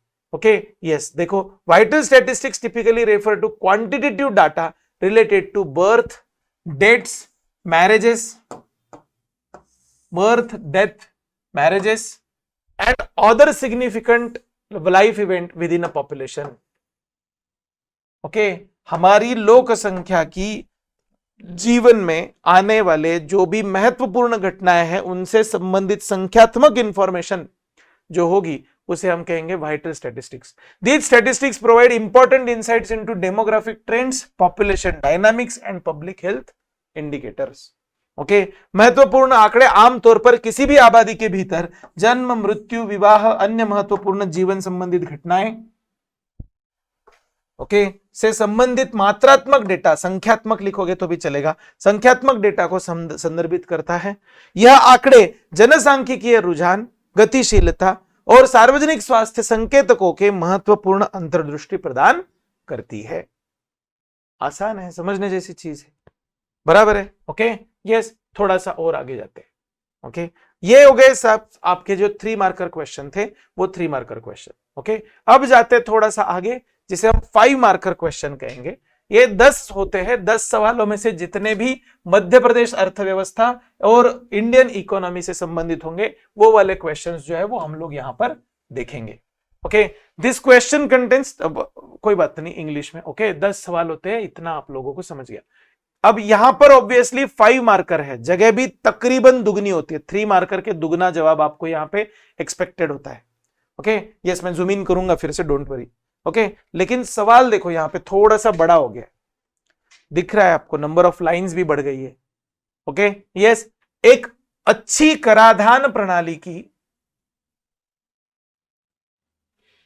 विशेषताएं क्या होती है। ओके एक अच्छी कराधान प्रणाली की विशेषताएं क्या होती है। ओके यस, अब दिख रहा है, अब दिख रहा है थोड़ा थोड़ा, यस ओके यस, एक अच्छी कराधान प्रणाली की विशेषताएं क्या होती है। What are the characteristics of good taxation system? Okay, किसी भी सरकार को जब भी वो कर लगाते हैं तो कर लगाते वक्त उनका उद्देश्य, दो टाइप का उद्देश्य होता है। पहला उद्देश्य होता है आर्थिक संपत्ति का वितरण, और दूसरा उद्देश्य होता है कि सरकार को काम करने के लिए पैसा मिले, ज्यादा से ज्यादा रेवेन्यू मिले, राजस्व मिले ज्यादा से ज्यादा। बराबर है? ओके, तो ऑब्वियसली उस हिसाब से ही वो आइडियल्स जो है वो बनाए जाते हैं। Okay, a good taxation system, इसी को कुछ किताबों में आइडियल टैक्सेशन सिस्टम के नाम से जाना गया है। ओके, कुछ किताबों में क्या कहते हैं उसको, स्टैंडर्ड टैक्सेशन सिस्टम के नाम से जाना गया है। ओके, तो आप लोगों को जो भी नाम से आपके बुक में मिलेगा तो पढ़ लेना उसको। या तो आपको आइडियल टैक्सेशन सिस्टम ऐसे लिखा हुआ होगा, या तो उसके ऊपर ऐसे लिखा होगा गुड टैक्सेशन सिस्टम, या तो उसके ऊपर ऐसे लिखा होगा standard taxation system. Okay, what are the characteristics of standard taxation system, है ना? ओके, तीनों में से कुछ भी एक होगा तो वह सेम चीज है। देखो, the good taxation system possesses several key characteristics. Okay, the system should be fair, system should be fair, equitable, Hindi में बताऊंगा, don't worry. Okay, system should be fair, equitable, ensuring that individuals and businesses contribute to tax revenues based on their ability to pay, क्षमता के अनुसार उनको पे करना पड़े। बराबर है? The system should be simple and easy to understand for tax payers, minimising the complexity and reducing compliance cost. Okay, मतलब आसान होनी चाहिए, it should be simple. Okay, easy to understand होनी चाहिए, समझने को आसान होनी चाहिए। पता चला टैक्स कितना देना है यही नहीं समझ पा रहा कोई। ओके, टैक्स कितना देना है यही अगर समझ नहीं पा रहे होगे तो कैसे चलेगा, है ना? Okay, for tax payers, minimising the complexity, okay, complexity and reducing compliance cost. बराबर है? The system should be efficient, okay, terms of both administration and economic impact. The system should generate sufficient revenue to fund government expenditure. अच्छा revenue है, अच्छा revenue मिले, सरकार को भी अच्छा खासा पैसा मिलना चाहिए ताकि सरकार को खुद का खर्चा चलाते आए। ओके, यस, पब्लिक सर्विसेज सरकार अच्छे से प्रदान कर पाए, है ना? इतना फंड सरकार को तो मिलना चाहिए उसके अंदर से। Okay, yes, the system should be transparent, clear होनी चाहिए, कितना टैक्स जमा हुआ ये पब्लिक को पता चलना चाहिए। ओके, विथ क्लियर रूल्स, उसके नियमावली जो होती है वो स्पष्ट होनी चाहिए। Okay, the procedures that are openly communicated to tax payers. बराबर है? ओके, यस सर, थोड़ा हिंदी में देखेंगे तो और ध्यान में आ जाएगा। देखो, एक अच्छी कराधान प्रणाली में कई प्रमुख विशेषताएं होती है। ओके, कौन कौन सी विशेषताएं होती है? देखो, सबसे पहली विशेषता है कि यह जो कराधान प्रक्रिया होती है या फिर टैक्सेशन सिस्टम होता है, कर प्रक्रिया जो होती है, कर व्यवस्था जो होती है, वह निष्पक्ष हो और न्याय संगत हो। ओके, कैसी हो? निष्पक्ष हो और न्याय संगत हो। ओए, हैंग हो गया, कोई बात नहीं। ओके, सिर्फ इतना ही नहीं। ओके, अभी अंडरलाइन नहीं कर पाऊंगा, ये हैंग हो गया है। ओके, यस, सिर्फ इतना ही नहीं, ये निष्पक्ष और न्याय संगत होनी चाहिए, उसी के साथ में व्यक्ति और व्यवसायों को भुगतान करने की क्षमता के आधार पर होनी चाहिए, क्षमता के आधार पर उन्हें राजस्व में योगदान करते आना चाहिए। करदाताओं के लिए प्रणाली सरल और समझने में आसान होनी चाहिए, it should be easy to understand, it should be easy, okay, and understandable. ऐसे दो गुणधर्म कर दो आप। वही क्लोज हो गया ये। वही, ओके, यस, देखो कमाल चीज है। ओके, हुआ कुछ नहीं था यहां पे, इधर कहीं पे मक्खी बैठी हुई थी, ओके, जिसके कारण मेरा टच रिकॉग्नाइज नहीं हो रहा था। ओके, यस सर, निष्पक्ष होनी चाहिए, न्याय संगत होनी चाहिए, व्यक्ति और व्यवसाय को भुगतान करने की क्षमता के आधार पर होनी चाहिए। ओके, यस, है कि नहीं? करदाताओं के लिए प्रणाली सरल होनी चाहिए, समझने में आसान होनी चाहिए, ओके, जिससे जटिलता कम हो, लेस कॉम्प्लेक्स होनी चाहिए। बराबर है? ओके, यस, समझ गया हम लोगों को। सर सिर्फ इतना ही नहीं है, प्रणाली प्रशासन और आर्थिक प्रभाव दोनों के दृष्टि से कुशल होनी चाहिए। प्रशासन और आर्थिक प्रभाव दोनों की दृष्टि से क्या होनी चाहिए? कुशल होनी चाहिए। सिस्टम को सरकारी व्यय और सार्वजनिक सेवाओं को प्रभावी ढंग से वित्त पोषित करने के लिए पर्याप्त राजस्व उपलब्ध कराना चाहिए। Enough fund should be generated, सरकार को भी इतना तो पैसा मिल जाए ताकि वो सरकार चला पाए। ओके सरकार चलाना मतलब क्या होता है, सरकारी व्यय उसके अंदर कवर हो जाना चाहिए, सार्वजनिक सेवाओं को चलाने के लिए जो भी खर्चा करना पड़ता है वो भी कवर हो जाना चाहिए। ओके प्रणाली पारदर्शी होनी चाहिए। ओके इसमें सरकार जितना भी टैक्स जमा करती है उतना सभी टैक्स जो है वो लोगों को भी पता चले कितना टैक्स जमा हुआ, कैसे जमा हुआ। ओके इसके नियम स्पष्ट होने चाहिए।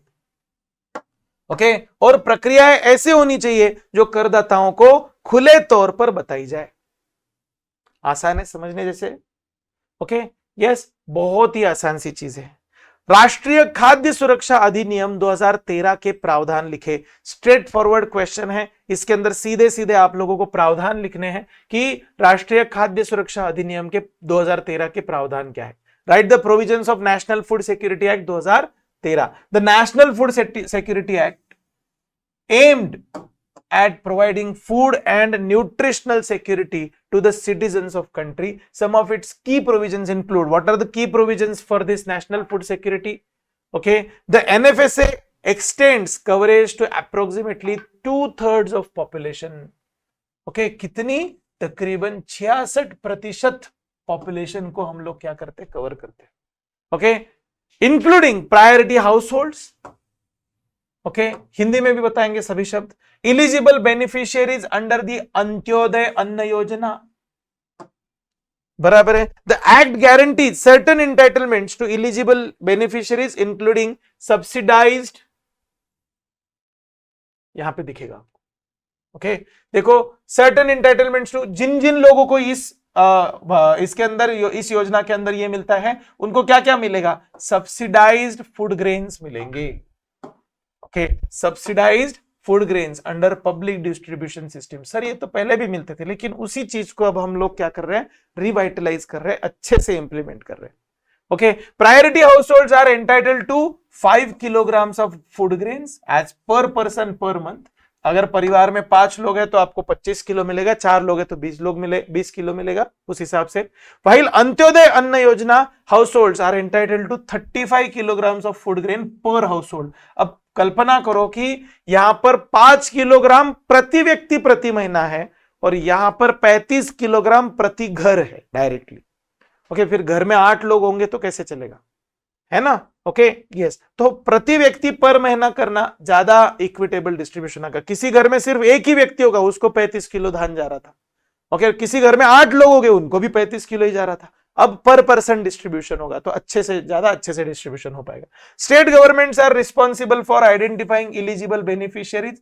राज्य सरकारों का काम होगा कि किसे किसे यह योजना का लाभ दिलाना है। And issuing ration cards to them. Okay food security act के अंदर जो रेशन कार्ड देने होते हैं वो वितरित करने की जिम्मेवारी राज्य सरकारों की होगी, बराबर है। Okay pregnant woman and lactating mothers are entitled to maternity benefits which include a cash incentive to enable proper nutrition and care during pregnancy and 6 months after child birth. ये जो है ये फूड सिक्योरिटी के अंदर ही include किया गया है। Okay yes देखो इसके अंदर प्रेग्नेंट महिलाओं को मैटरनिटी बेनिफिट जो है वो मैटरनिटी बेनिफिट्स देने की भी क्या की गई है, कोशिश की गई है, जो बाकी योजनाओं के अंदर नॉर्मली नहीं होती। इसके लिए प्रेग्नेंट महिलाओं के लिए अलग से योजना बनाई जाती है, लेकिन इस योजना में फूड सिक्योरिटी एक्ट में पहले ही उसको इंक्लूड किया गया है। प्रेग्नेंट का मतलब होता है जिनकी डिलीवरी अभी होनी बाकी है। ओके वो प्रेग्नेंट। और लैक्टेटिंग मदर्स का अर्थ होता है इनको स्तनदा माता ऐसे भी कहा जाता है। ओके तो लैक्टेटिंग मदर्स का अर्थ होता है जिनका बच्चा अभी जस्ट पैदा हुआ है और बेबी उनके ऊपर डिपेंडेंट है, मां के ऊपर डिपेंडेंट है। Okay yes mothers are entitled to maternity benefits which include cash incentive to enable proper nutrition and care during pregnancy for pregnant women and 6 months after the child birth for lactating mothers, बराबर है। Okay चलो देखो इसी चीज को हम हिंदी में देखेंगे। देखो ओके राष्ट्रीय खाद्य सुरक्षा अधिनियम, इसके प्रावधान जो है वो निम्नलिखित प्रावधान है। ओके यस क्या है सर, इसका सबसे मेन उद्देश्य जो है वो तो नागरिकों को खाद्य और पोषण सुरक्षा प्रदान करना। ओके नागरिकों को क्या प्रदान करना, खाद्य और पोषण सुरक्षा प्रदान करना, बराबर है। ओके यस सर सिर्फ इतना ही नहीं, अंत्योदय अन्न योजना के तहत प्राथमिकता वाले परिवार और पात्र लाभार्थियों को ओके क्या मिलेगा, लाभार्थियों सहित लगभग 2/3 आबादी को हम लोग क्या करते हैं, इसके अंदर कवरेज करते हैं। अधिनियम सार्वजनिक वितरण प्रणाली के तहत सब्सिडी वाले खाद्यान्न सहित पात्र लाभार्थियों को कुछ अधिकारों की गारंटी भी देता है। ओके, खाना तो मिलेगा ही, लेकिन कुछ अधिकार भी मिलेगा। प्राथमिकता वाले परिवार प्रति व्यक्ति प्रति माह, ओके, ये आप लोगों को अभी जस्ट एक्सप्लेन किया, प्रति व्यक्ति प्रति माह 5 किलोग्राम खाद्यान्न मिलेगा। ओके, जबकि अंत्योदय अन्न योजना जो थी वो प्रति परिवार 35 किलोग्राम खाद्यान्न देते थे। बराबर है। ओके, रियलिटी में ये 35 किलोग्राम कम नहीं किया गया, ये राष्ट्रीय खाद्य सुरक्षा के अंतर्गत ये प्राथमिकता वाले परिवारों को 5 किलोग्राम मिलेगा और जो अंत्योदय अन्न योजना वाले जो परिवार है उनको 35 किलो मिलेगा, इसी से फूड सिक्योरिटी के अंदर मिलेगा। ओके, लेकिन पहले कैसे हुआ करता था, प्राथमिकता वाले परिवारों को वो तो कुछ भी नहीं मिलता था।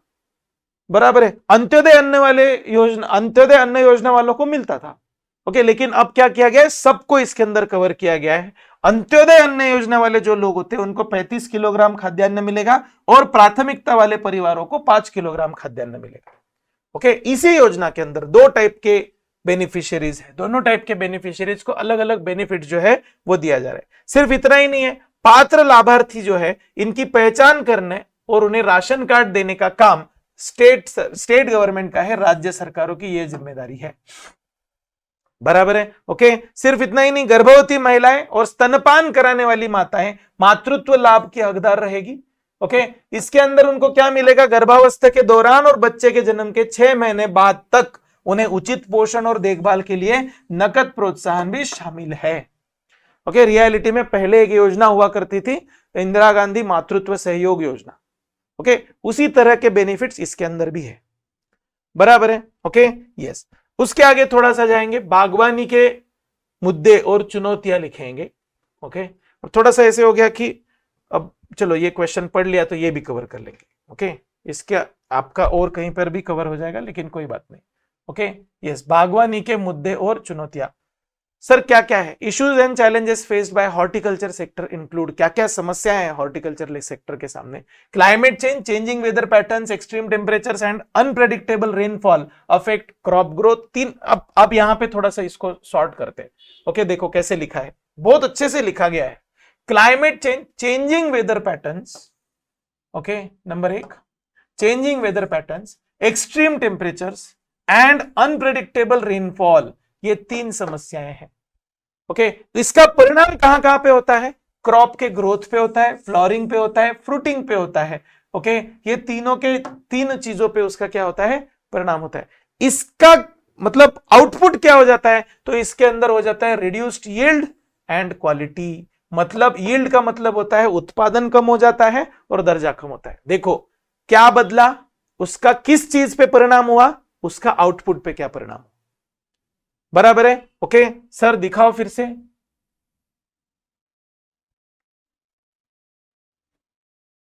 देखो, climate change, changing weather patterns, extreme temperatures and unpredictable rainfall affect crop growth, flowering and fruiting, leading to reduced yield and quality. Okay, आप लोग ये 3 वाला रूल फॉलो करोगे ना, 3 चीजें बताने का, तो उससे आपके आंसर्स भी दिखने को बहुत अच्छे होते हैं। ओके, 3 वाला रूल जो होता है ना, 3 चीजें लिखनी। देखो यहाँ पे changing weather pattern, extreme temperature and unpredictable rainfall, 3 चीजें, उसका परिणाम भी 3 चीजों पे, crop growth, crop flowering and crop fruiting. Okay, अब उसका आउटपुट भी आप 3 चीजें लिख सकते थे, लेकिन यहां पे हमने 2 ही चीजें लिखी, उसमें कवर हो गया, इसलिए leading to reduced yield and quality. बराबर है। ओके, सिर्फ इतना ही नहीं, soil degradation, soil erosion, nutrient depletion and salinity effect, 3 चीजें, soil erosion, nutrient depletion and salinity. Okay, थोड़ा सा, soil erosion, nutrient depletion and salinity. Okay, इसका परिणाम होता है, किसके ऊपर परिणाम होता है, soil fertility and crop productivity. Okay, इसके ऊपर क्या होता है, परिणाम होता है, सॉइल, ओए करने दो भाई। Okay, soil fertility and crop productivity. Okay, तो उसका उपाय क्या रहेगा, soil conservation and management practices. Okay, rule of 3, 3 चीजें बताई। ओके, 1, 2, तीन, यहाँ पे भी तीन चीजें बताई, सॉइल डिग्रेडेशन हो रहा है, सॉइल इरोजन हो रहा है, न्यूट्रिएंट डिप्लेशन हो रहा है, सैलिनिटी हो रही। सेकेंड चीज, उसका परिणाम हो रहा है सॉइल फर्टिलिटी पे और क्रॉप प्रोडक्टिविटी पे। ओके, उसका उपाय है soil conservation and management. Okay, तीन चीजें, उसमें तीन दो दो चीजें बताई। आपके आंसर को अच्छा करने के लिए, आपके सेंटेंसेस की रचनाओं को अच्छा करने के लिए, अगर ऐसे अच्छे से लिखोगे, बहुत ज्यादा लिस्ट बड़ा कर दोगे ना तो वो पढ़ने में बहुत मुश्किल हो जाता है, देखने वाले को भी पढ़ना थोड़ा सा आसान रहेगा तो मार्क्स भी अच्छे से दे पाएगा। पेस्ट एंड डिसीजेस के बारे में भी देखेंगे, देखो थोड़ा सा। Pest infections and diseases pose significant threat to horticulture crops, okay, requiring effective pest management strategies and disease control measures। Okay, सबसे पहले तो आप लोगों को याद होना चाहिए कि बागवानी के मुद्दे और चुनौतियां, यानी right issues and challenges of horticulture हम लोग लिख रहे हैं, इसलिए हॉर्टिकल्चर से संबंधित स्पेसिफिक। अब ऐसा देखा जाए तो पेस्ट और डिसीजेस क्या सिर्फ हॉर्टिकल्चर को तंग करता है क्या? नहीं, सभी चीजों को तंग करता है, लेकिन यहां पर अगर हम सेपरेटली लिख देंगे तो मार्क्स तो मिल जाएंगे। Okay, pest and diseases, pest infection diseases pose significant threat to horticulture crops, requiring effective pest management strategies and disease control measures. एक और चीज हॉर्टिकल्चर में, बागवानी में महत्वपूर्ण होती है, वो होता है पानी, जल की आपूर्ति, या फिर जिसे हम इरिगेशन कहेंगे। ओके, यस, वाटर स्केर्सिटी, ये एक बहुत बड़ी समस्या है हॉर्टिकल्चर के सामने, क्योंकि उसको बहुत पानी लगता है। हॉर्टिकल्चर का नाम ही है बागवानी, बागवानी मतलब ऐसे क्रॉप्स, ऐसे पेड़ जिनको ज्यादा पानी लगता है। Okay, horticulture crops require adequate water for growth, इसीलिए तो उसे बागवानी कहते हैं।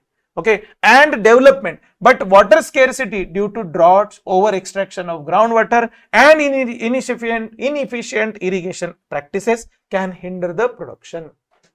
ओके, एक प्रॉपर लिस्ट बनाने की हम लोगों ने क्या की, यहाँ पे कोशिश की कि हॉर्टिकल्चर के सामने कौन कौन सी समस्याएं हैं, उसी को हिंदी में भी देख लेते हैं।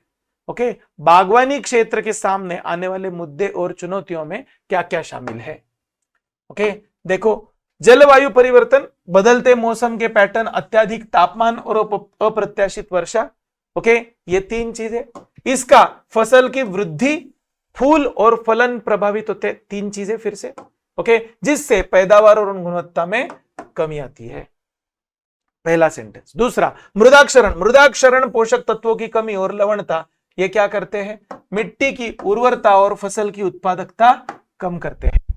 ओके, फिर इसको बचाने के लिए क्या करना पड़ेगा, मृदा संरक्षण और प्रबंधन करना पड़ेगा, बराबर है। तीसरा, कीट और बीमारियां, हॉर्टिकल्चर है तो हॉर्टिकल्चर से संबंधित चीज, कीट संक्रमण और बीमारियां बागवानी फसलों के लिए महत्वपूर्ण खतरा पैदा करती है। कीट संक्रमण और अलग अलग टाइप की बीमारियां, पेड़ है तो बीमारी तो होगी। ओके, जिसके लिए प्रभावी कीट प्रबंधन रणनीतियों और रोग नियंत्रण की उपायों की आवश्यकता होती है।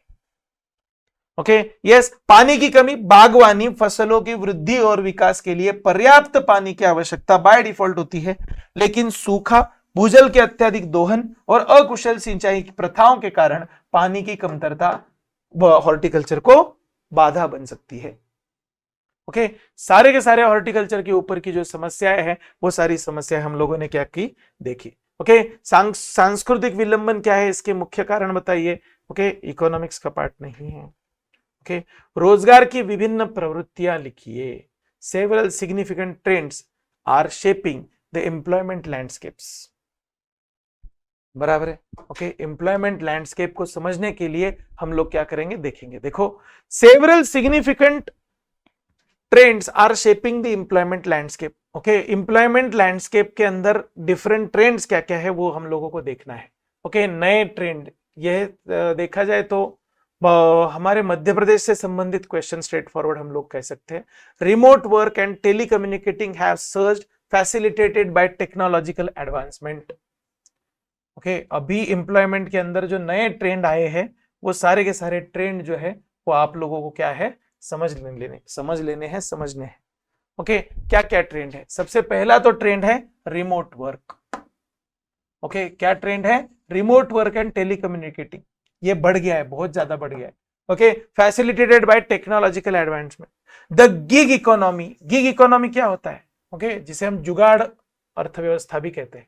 Okay, gig economy and freelance work, okay, are on rise, offering flexibility but challenging traditional employment models. Okay हमारी जो पारंपरिक एम्प्लॉयमेंट की जो व्यवस्थाएं थी उन व्यवस्थाओं को ये गिग इकोनॉमी के कारण क्या हो रहा है, एक बड़ा चैलेंज जो है वो आ रहा है।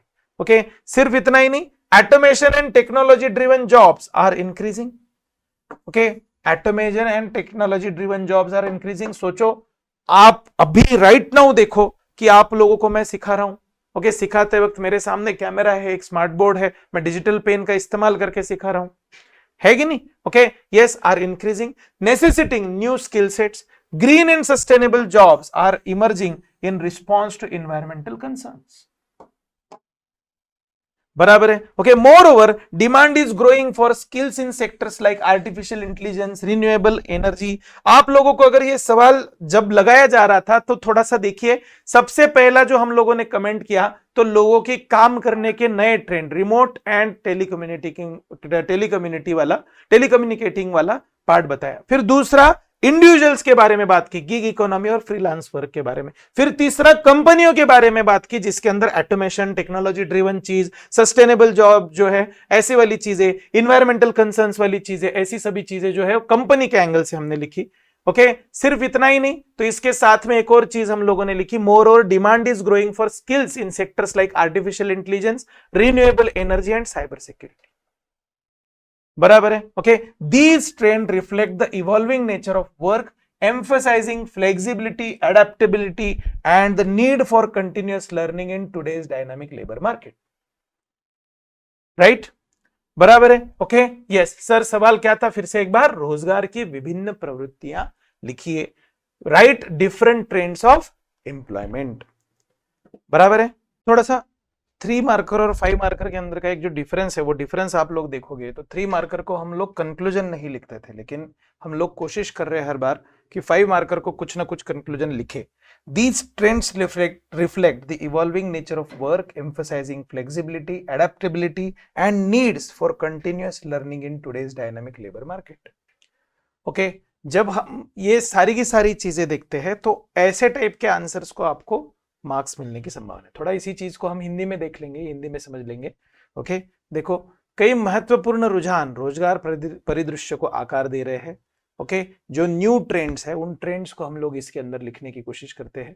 तकनीकी प्रगति के कारण दूरस्थ कार्य और दूर संचार में वृद्धि हुई है। बराबर है। गिग इकोनॉमी का अर्थ होता है मतलब जुगाड़ इकोनॉमी जिसे हम कहते हैं। गिग का अर्थ होता है jugaad, but reality it is not related to jugaad, reality freelancing से संबंधित ये चीज है। ओके तो गिग इकोनॉमी और फ्रीलांसिंग के काम बढ़ रहे हैं। ओके इसके कारण एम्प्लॉई जो होते हैं मतलब काम करने वाले जो होते हैं, कर्मचारी जो होते हैं, उनको लचीलापन प्रदान होता है, फ्लेक्सिबिलिटी प्रदान होती है। ओके लेकिन पारंपरिक रोजगार का जो मॉडल होता है उस मॉडल को ये चैलेंज हो रहा है। पारंपरिक रोजगार की तरह, नॉर्मल रोजगार की तरह ये रोजगार नहीं होते। ओके वो सिर्फ स्पेसिफिक काम के लिए आते हैं और चले जाते हैं, अगले काम के लिए अपने पास कितना वर्कफोर्स है इसका अंदाजा एम्प्लॉयर को नहीं होता। ओके स्वचालन और प्रौद्योगिकी संचालित नौकरियां जो है वो बढ़ रही है जिससे नए कौशल सेट की आवश्यकता होती है। पर्यावरणीय चिंताओं के जवाब में हरित और टिकाऊ नौकरियां उभर रही है। ये नई वाली चीजें जो है, ये सारी चीजें जो है हम लोगों को अब नए वाले एम्प्लॉयमेंट के परिदृश्य में ये सारी चीजें जो है वो देखने को मिलती है। इसके अलावा कृत्रिम बुद्धिमत्ता, नवीकरणीय ऊर्जा, साइबर सुरक्षा जैसे क्षेत्रों में कौशल की मांग बढ़ रही है। नए सेक्टर्स है जिन सेक्टर्स के अंदर एम्प्लॉयमेंट बढ़ रही है। एक कंक्लूजन भी हमने लिख दिया, रुझान का काम बदलती प्रकृति को दर्शाते हैं, लचीलापन, अनुकूलनशीलता और आज के गतिशील श्रम बाजार में निरंतर सीखने की आवश्यकताओं के ऊपर ये सारे के सारे रुझान जो है वो जोर देते हैं, वो आपको दिखेगा। बराबर है। Okay yes sir. सामुदायिक विकास में गैर सरकारी संगठनों की क्या भूमिका होती है? What is the role of non governmental organisations in community development? Non governmental organisation NGO जो होती है वो कम्युनिटी डेवलपमेंट के अंदर किस तरह से रोल अदा करती है, ये आप लोगों को देखना है। ओके ये आप लोगों को लिखना है। ओके ये थ्रू देखिए एक चीज को यहाँ पे हाईलाइट करेंगे हम लोग। Through various initiatives and programmes NGOs कैसे रोल अदा करती है? Through various initiatives and programmes. Some की roles of NGO in community development include, list बनाया गया है, NGOs raise awareness about social, economic and environmental issues. अब एनजीओ जिस टाइप का है, हर एनजीओ अलग अलग कैटेगरी में काम करता है, कोई एम्प्लॉयमेंट, कोई स्किलिंग, कोई एजुकेशन, ओके, तो वो उनके उनके क्षेत्र में अवेयरनेस बढ़ाते हैं, उनके उनके क्षेत्र में उस तरह का काम करते हैं। NGO provide training, skills development and technical assistance to community, okay, members, empowering them to address the local challenges. वो एनजीओ जो थे अक्सर लोकल चैलेंजेस के ऊपर काम करती है और सस्टेनेबिलिटी के ऊपर काम करती है। ओके, देखा जाए तो लिखना, आंसर लिखना बहुत आसान होता है। एक बेसिक अंडरस्टैंडिंग आपको उस चीज का हो तो भी आप एक अच्छा आंसर लिख सकते हो। Okay, yes. फिर उसके बाद में NGO deliver essential services such as health care, education, sanitation. Okay, इसे कौन से क्षेत्रों में एनजीओ काम करते हैं वो देखो। Okay, health care, education, sanitation, livelihood. मैंने आपको 2 सेकंड पहले ही बोला था कि एनजीओ के क्षेत्र अलग अलग होते हैं। Okay, to support the underserved communities, okay, जिनको अभी तक कुछ नहीं मिला है। Okay, filling gaps left by government agencies and private sector. जब जहां पर सरकार कुछ काम नहीं करती वहां पे प्राइवेट सेक्टर काम करता है, जहां पर प्राइवेट सेक्टर भी लोग छूट जाते, कुछ जगह पे प्राइवेट सेक्टर भी काम नहीं करती, फिर वहां पे एनजीओ आती है। इसीलिए बोला कि it is filling gaps left by government as well as private sector. दोनों क्षेत्रों ने जिन लोगों के ऊपर काम नहीं किया उनके ऊपर काम करने का काम ये एनजीओज वाले लोग जो है वो करते हैं। NGOs mobilise communities fostering unity, solidarity and collective action to address the common concerns and achieve share goals. NGOs promote sustainable development practices including environmental conservation, natural resource management and climate change adaptation. Okay, yes. गैर सरकारी संगठन के अंदर क्या क्या चीजें हैं वो चीज समझने की कोशिश करते हैं। देखो, गैर सरकारी संगठन जिसे हम एनजीओ कहते हैं, ये विभिन्न पहलों और कार्यक्रमों के माध्यम से सामुदायिक विकास में महत्वपूर्ण भूमिका निभाते हैं। सामुदायिक विकास में गैर सरकारी संगठनों की कुछ प्रमुख भूमिकाएं शामिल हैं, जिसमें गैर सरकारी संगठन समुदायों को प्रभावित करने वाले सामाजिक, आर्थिक और पर्यावरणीय मुद्दे के बारे में जागरूकता बढ़ाते हैं। पहला पॉइंट, गैर सरकारी संगठन समुदाय के सदस्यों को प्रशिक्षण, कौशल विकास और तकनीक की सहायता प्रदान करते हैं, जिससे उन्हें स्थानीय चुनौतियों से प्रभावी ढंग से और स्थायी रूप से निपटने के लिए सशक्त किया जाता है। थोड़ा सा इस चीज को हाईलाइट करते हैं। ओके, कहां कहां पर एनजीओ काम करती है, उनका उद्देश्य क्या होता है उन क्षेत्रों में काम करना। ओके, यस, कहां कहां काम करती है और किस उद्देश्य से काम करती है। पूरे नेशनल लेवल की समस्याएं सॉल्व करने के लिए कोई एनजीओ जाएगी क्या? ओके, जाएगी, भला एक आध एनजीओ कोई जाएगी, लेकिन अक्सर नॉर्मली एनजीओ जो प्रस्थापित होती है वो स्थानिक लेवल पे काम करने के लिए प्रस्थापित होती है। एनजीओ सरकारी एजेंसी और निजी क्षेत्रों द्वारा छोड़ी गई कमियों को पूरा करती है। ओके, सरकारी क्षेत्र भी और निजी क्षेत्र भी जहां पर काम नहीं कर पाती वहां पर एनजीओ काम करती है। ओके, सो सरकारी क्षेत्रों और निजी क्षेत्रों द्वारा छोड़ी गई कमियों को पूरा करती है। बराबर है। उन कमियों को पूरा करते हुए वंचित समुदायों को स्वास्थ्य देखभाल, शिक्षा, स्वच्छता, आजीविका सहायता जैसी आवश्यक सेवाएं भी प्रदान करती। ओके, गैर सरकारी संगठन आम चिंताओं को दूर करने और साझा लक्ष्य को प्राप्त करने के लिए एकता, एकजुटता और सामूहिक कार्यवाही को बढ़ावा देकर समुदायों को एकजुट करते हैं। ये बहुत बहुत महत्वपूर्ण है, सामूहिक कार्यवाही। ये शब्द जो है, इस शब्द को सरकारी डॉक्यूमेंट्स में बहुत बार मतलब यूज किया जाता है। Community actions, community actions, community actions, सामूहिक कार्रवाई। ओके, मतलब सारे समाज के लोगों ने आगे आकर के काम करना। Okay, yes. गैर सरकारी संगठन पर्यावरण संरक्षण, प्राकृतिक संसाधन प्रबंधन और जलवायु परिवर्तन अनुकूलन के सहित सतत विकास प्रथाओं को भी बढ़ावा देते हैं। ये चीज भी समझ लीजिए। ओके, यस सर, सवाल था कि एनजीओ जो होती है वो एनजीओ से संबंधित सामुदायिक विकास और गैर सरकारी संगठनों की क्या भूमिका है, या फिर what is the role of NGO in community development. Okay, समुदायों के विकास में एनजीओ किस तरह से काम करती है, ये चीज को हम लोग क्या कर रहे हैं, समझ रहे हैं। ओके, यस, बराबर है। ओके, यस, बराबर है। उसके बाद में थोड़ा सा आगे की एक और चीज देखते हैं। ओके, उस चीज में हम लोगों को समझना है कि एनजीओज जो होते हैं वो एनजीओज का सवाल तो हो गया पूरा। ओके, उसके बाद में वरिष्ठ नागरिकों से जुड़े मुद्दे क्या है, what are the issues associated with senior citizens. Okay senior citizen से संबंधित कौन कौन सी इश्यूज है? Health concern, senior citizen often face health challenges such as chronic diseases, mobility issues, cognitive decline and mental health disorder. ये इतना आसान सवाल था, बिना पढ़े भी आप इसका आंसर लिख सकते थे, बराबर है? ओके यस, है कि नहीं? सो हेल्थ कंसर्न, सीनियर सिटीजन को हेल्थ कंसर्न बहुत सारे होते हैं, तो हेल्थ कंसर्न उसके अंदर फिर कौन कौन से? क्रोनिक डिसीजेस होते हैं, मोबिलिटी इश्यूज होती है, कॉग्निटिव डिक्लाइन होता है, मेंटल हेल्थ डिसऑर्डर होते हैं, फाइनेंशियल इनसिक्योरिटी होती है। Many senior struggle with financial insecurity due to inefficient retirement savings, inadequate pensions, मतलब इनफ उनके पास पैसा नहीं होता, rising health care cost and limited access to employment opportunities. लोग, बूढ़े लोगों को जल्दी इंप्लॉय नहीं करते, ओके उनको लगता है जवान लोग ज्यादा एनर्जेटिक होते हैं, उसके कारण। देखो यहाँ पे आपको सेवरल इश्यूज के अंदर हमने कैसे लिस्ट बनाया, health, financial, social and ageism. Health और फाइनेंशियल हमने देखा, अब सोशल देखते हैं। सीनियर सिटीजन्स में experience social isolation and loneliness, अकेलापन महसूस होता है। जो उनके सारे दोस्त थे, कुछ दोस्त चल बसे होते हैं, कुछ दोस्त बहुत दूर कहीं जाकर बसे होते हैं, कुछ दोस्त बीमार होते हैं तो अस्पतालों में होते हैं, ओके कुछ दोस्त की याददाश्त चली गई होती है, ओके सिर्फ दोस्त ही थोड़ी होते हैं, परिवार में भी यही होता है। कुछ परिवार वाले चल बसे होते हैं, कुछ परिवार वाले याद नहीं रहते, कुछ परिवार वाले बहुत दूर कहीं रहते हैं, ओके तो अकेलापन ये जो होता है ये सीनियर सिटीजन्स में बहुत ज्यादा होता है, okay due to factors such as loss of spouse और फ्रेंड्स, लिमिटेड मोबिलिटी और रिड्यूस्ड सोशल इंटरेक्शन। इन सभी कारणों से उनको सोशल आइसोलेशन फील होता है। Ageism and discrimination, senior citizens often face ageism and discrimination in various aspects of life including employment. उनको जल्दी एम्प्लॉयमेंट नहीं मिलती भी है तो वो उसमें बहुत अच्छे से परफॉर्म नहीं कर पाते, ओके हेल्थ केयर, उनको बार बार हेल्थ केयर देखना पड़ता है, ओके खुद की तबीयत को बार बार ध्यान देना पड़ता है। हाउसिंग एंड सोशल इंटरेक्शंस, ये सभी चीजें जो है वो उनको देखनी पड़ती है, ओके यस थोड़ा हिंदी में भी इसी चीज को समझ लेंगे।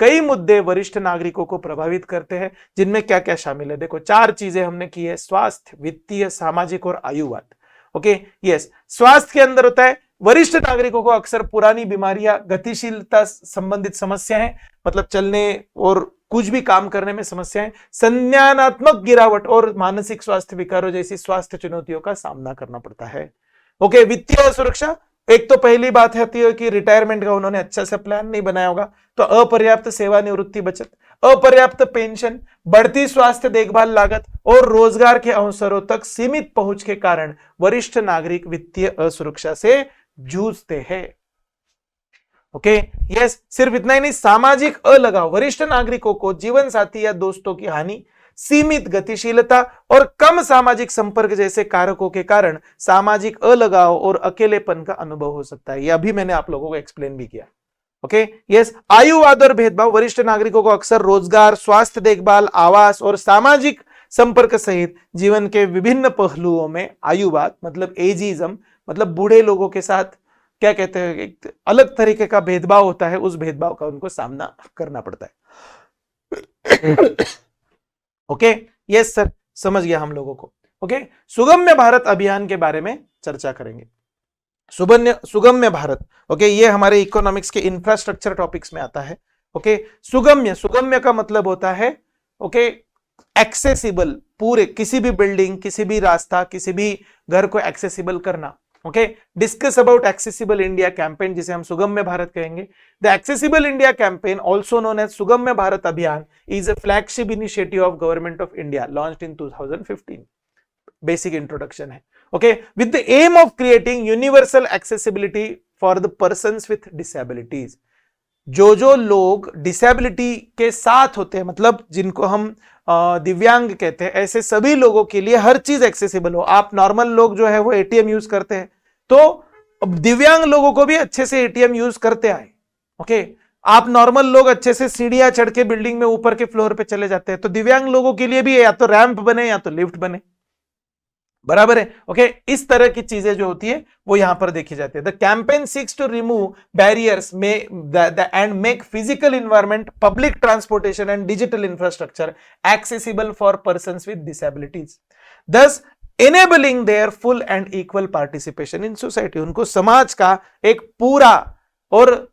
पूरी तरह से सहभागी सदस्य बनाने के लिए जो जो चीजें करनी पड़े उनको सुगम्य करना, हर बिल्डिंग को उनको सुगम्य करना, हर पब्लिक ट्रांसपोर्टेशन को सुगम्य बनाना, ये सारी चीजें जो है वो इस सुगम्य भारत योजना के अंदर हम लोग कर रहे हैं, ओके यस, इसी चीज को आप एक्सपांड भी कर सकते हो। और ओके देखो, सुगम्य भारत अभियान, जिसे सुगम्य भारत अभियान के नाम से भी जाना जाता है, 2015 में शुरू की गई भारत सरकार की एक प्रमुख पहल है। अभियान का उद्देश्य बाधाओं को दूर करना, विकलांग व्यक्तियों के लिए भौतिक वातावरण, सामाजिक परिवहन और डिजिटल बुनियादी ढांचे को सुलभ बनाना, जिसे समाज में उनकी और समान भागीदारी संभव हो सके। अब कुछ लोग बोलेंगे डिजिटल ढांचे को कैसे सुगम्य कर सकते हैं? आप सोचो, अगर ब्लाइंड लोग वेबसाइट नहीं ऑपरेट कर पाएंगे तो उनके लिए तो वो एक समस्या ही है ना। ओके, आपकी वेबसाइट को ऑडियो फॉर्मेट में भी बना के रखिए, बराबर है। ओके, वो ऑटोमेटिक कान में हेडफोन डालेंगे, उनको समझना शुरू हो जाएगा। उनके अलग अलग सॉफ्टवेयर्स होते हैं, जॉज वगैरह ऐसे अलग अलग सॉफ्टवेयर्स होते हैं।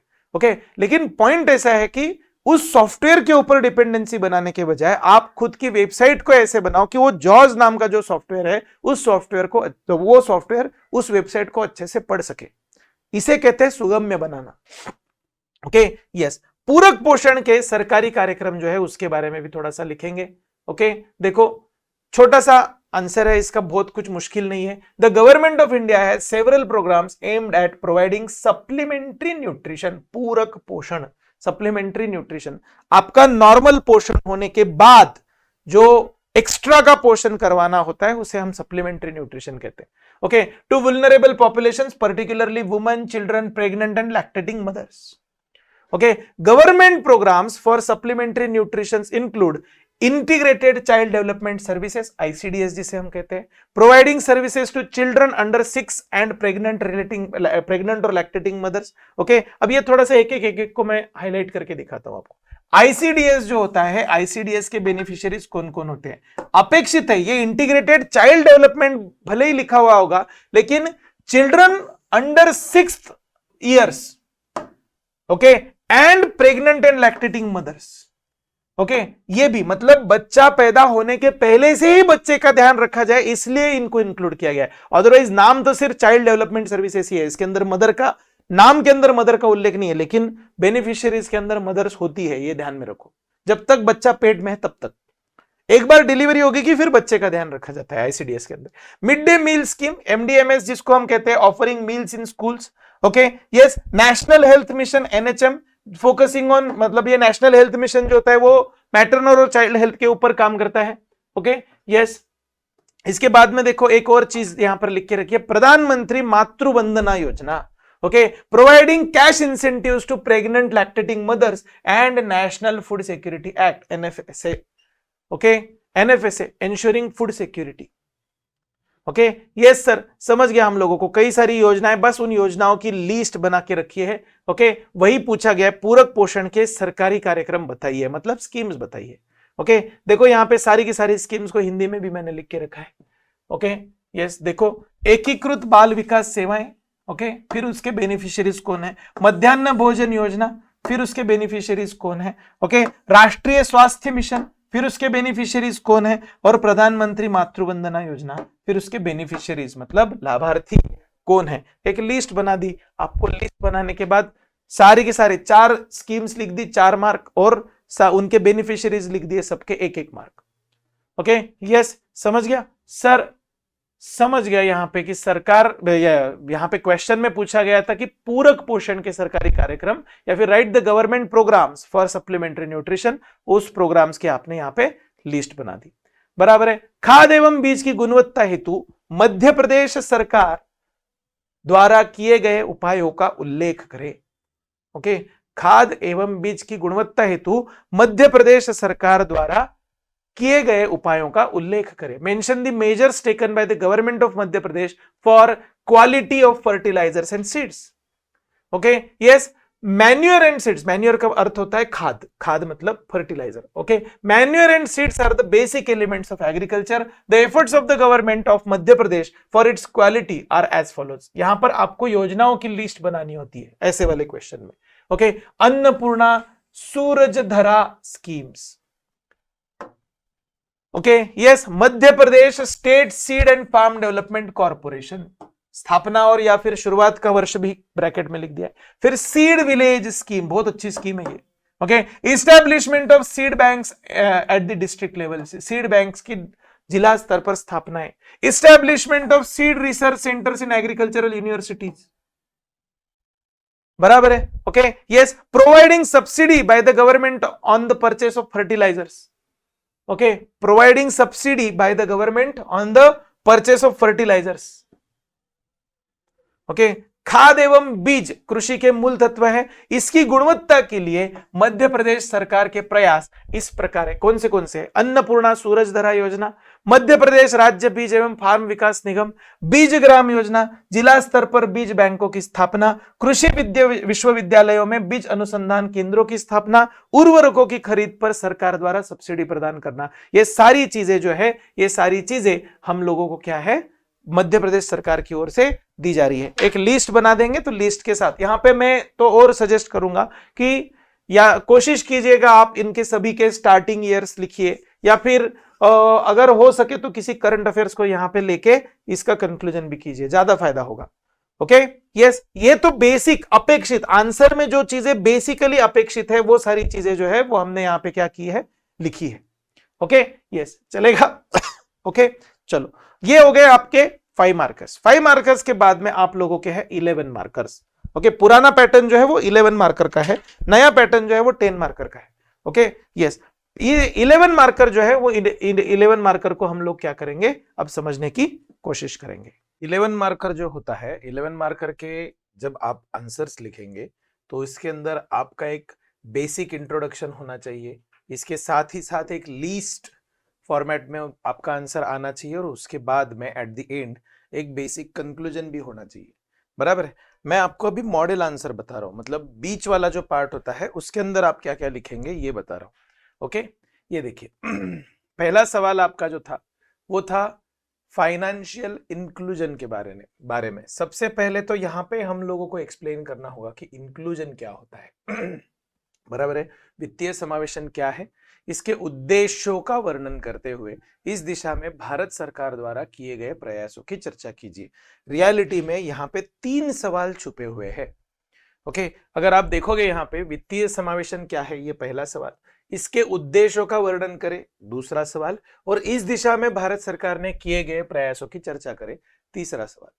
3 सवाल यहाँ पे आप अगर देखेंगे सीधे सीधे, तो वित्तीय समावेशन क्या है, मतलब यहाँ पे आपको व्याख्या, थोड़े से इसके ऑब्जेक्टिव्स वगैरह बता पाओ तो अच्छा है। ऑब्जेक्टिव्स तो उन्होंने सीधे पूछे है, तो सिर्फ व्याख्या बता दो तो बहुत अच्छा है। ओके, यस, व्याख्या के लिए अपन अज्यूम करके चलते हैं कि एक आपको 3 मार्क का एलोकेशन आप कर सकते हो। बराबर है। ओके, उसके बाद में इसके उद्देश्यों के वर्णन के लिए और 3 या 4 मार्क, और इस दिशा में भारत सरकार के प्रयासों के लिए और 3 या 4 मार्क। तो आपके आंसर का डिस्ट्रीब्यूशन भी उसी तरह से होना चाहिए। देखिए जरा, फाइनेंशियल इंक्लूजन में be defined as the process of ensuring access to financial services, process of ensuring access to financial services and timely and adequate credit where needed by the vulnerable groups such as weaker sections and low income groups at an affordable cost. Okay, yes sir, वित्तीय समावेशन क्या है? वित्तीय समावेशन को किफायती लागत पर कमजोर वर्ग और कम आय वाले समूह जैसे कमजोर समूहों द्वारा वित्तीय सेवाओं और समय पर प्राप्त ऋण तक पहुंच सुनिश्चित करने की प्रक्रिया के रूप में परिभाषित किया जा सकता है। ओके, एक नॉर्मल व्याख्या है, ऐसे कोई बहुत रॉकेट साइंस नहीं है, ये व्याख्या तो हम लोग लर्न करके भी लिख सकते हैं। बराबर है। इसके ऑब्जेक्टिव्स में क्या क्या होता है, इसके ऑब्जेक्टिव्स की ऑब्जेक्टिव्स उन्होंने पूछे थे वो भी आप लोगों को यहाँ पे लिखना होगा। प्रमोटिंग इकोनॉमिक डेवलपमेंट, यहाँ पे अगर आप लोगों को दिख रहा है कि ये तो छोटा सा लिखा है सर, ये छोटा सा नहीं है, इसमें कॉमा कॉमा करके बहुत सारे पॉइंट्स लिखे गए। ओके, आप एक्चुअल पेपर में जब लिखोगे तो आप एक के नीचे एक लिस्ट बना सकते हो, 2 कॉलम बना सकते हो, ऐसे अलग अलग टाइप से लिख सकते हो।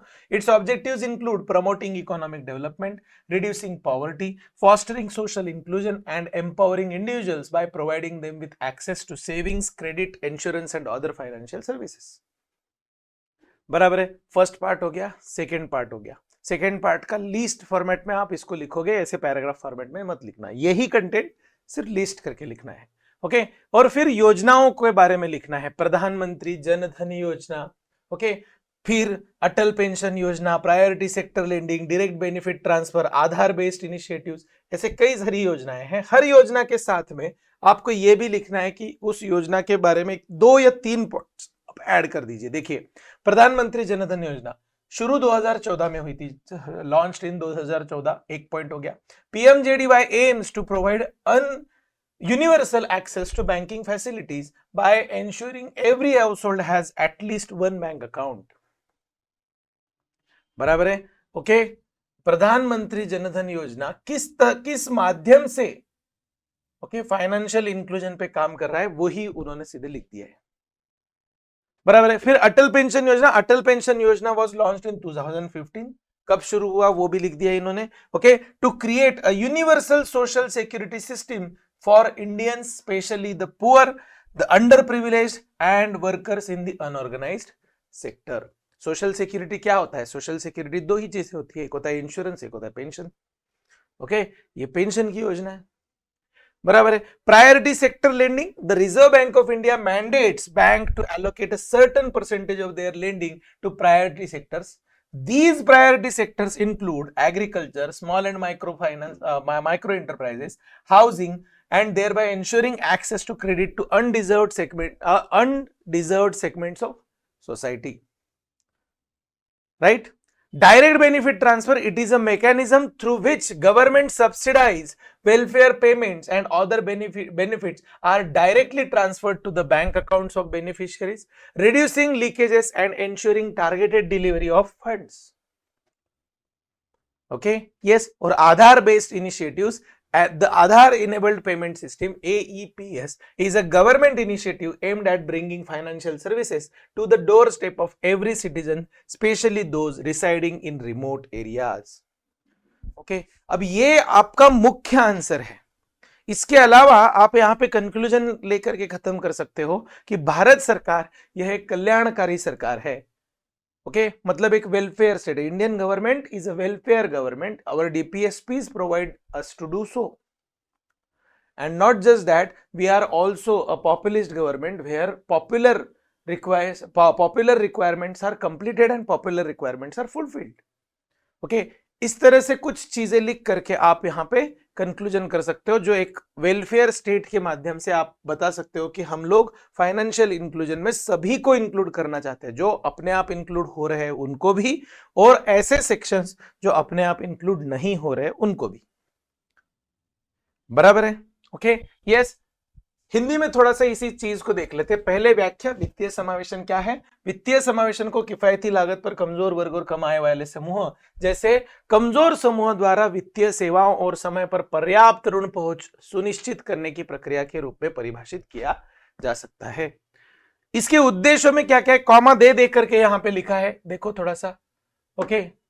यस, इसके उद्देश्यों में आर्थिक विकास को बढ़ावा देना, गरीबी को कम करना, सामाजिक समावेशन को बढ़ावा देना और व्यक्तियों को बचत, ऋण, बीमा और अन्य वित्तीय उत्पादों और सेवाओं तक पहुंच प्रदान करके सशक्त बनाना शामिल है, ओके। यस, ऐसी कई सरकारी योजनाएं और पहले हैं जिन्होंने देश भर में वित्तीय समावेशन को बढ़ावा देने के लिए महत्वपूर्ण प्रयास किया है। इनके अंदर प्रधानमंत्री जनधन योजना 14 में शुरू हुई। पीएमजेडीवाई का लक्ष्य हर परिवार के पास कम से कम एक बैंक खाता हो और बैंकिंग सुविधाएं उन तक पहुंचे, ऐसे है। अटल पेंशन योजना 15 में शुरू हुई।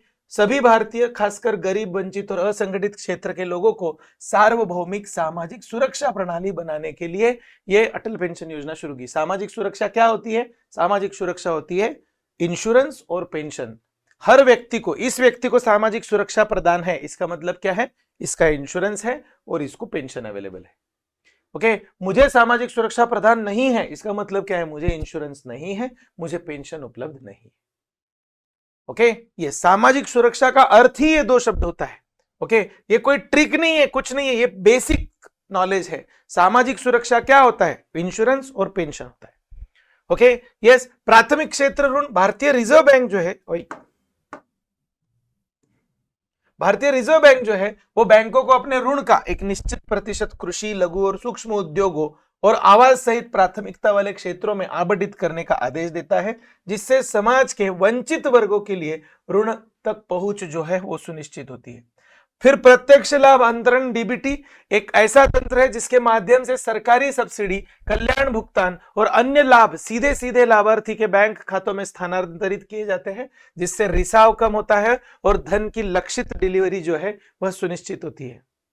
आधार आधारित पहल, आधार सक्षम भुगतान प्रणाली AEPS जिसे हम कहते हैं एक सरकारी पहल है जिसका उद्देश्य प्रत्येक नागरिक, विशेषकर दूर दराज क्षेत्रों में रहने वाले लोगों के दरवाजे तक वित्तीय सेवाएं पहुंचाना, ये आधार आधारित पहल के माध्यम से देखा जाता है।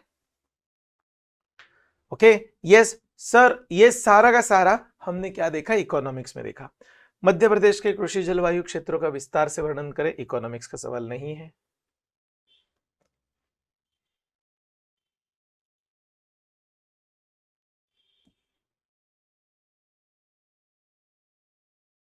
अब यहां पे थोड़ा सा फिर भी एक देखो कि कैसे लीस्ट बनाया गया है। ऐसे लीस्ट के माध्यम से अगर आप लिखोगे तो आपको ज्यादा मार्क मिलने की संभावना होती है। ओके, हर क्वेश्चन में थोड़ा सा मध्य प्रदेश की जो एग्जाम है उस एग्जाम को हम बोलते ही है, टीचर लोग जो है वो हम लोग बोलते ही है लीस्ट वाली एग्जाम। आंसर जहां पे लिखने, जहां पे वहां पे लीस्ट एक्सपेक्टेड होती है, ये लिख दो, इसकी एक क्या बोलते सूची बना लो, ऐसे टाइप के क्वेश्चंस वहां पे ज्यादा होते हैं थोड़े से।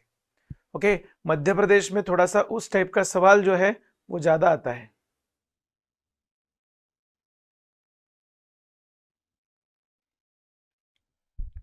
बराबर है। ओके, यस, थोड़ा और आगे जाते। नई शिक्षा नीति 2020 को संक्षेप में समझाइए। द न्यू एजुकेशन पॉलिसी, सीधे सीधे स्ट्रेट फॉरवर्ड क्वेश्चन है, इसमें कोई घुमाव नहीं है, कुछ नहीं है, इसके बेसिक पॉइंट सिर्फ आपको पता होने चाहिए। The new education policy was implemented in the year of 2020 in place of old education policy on the recommendations of Kasturi Rangan committee. देखिए थोड़े से इंपॉर्टेंट चीजों को मैं अंडरलाइन भी करा देता हूं।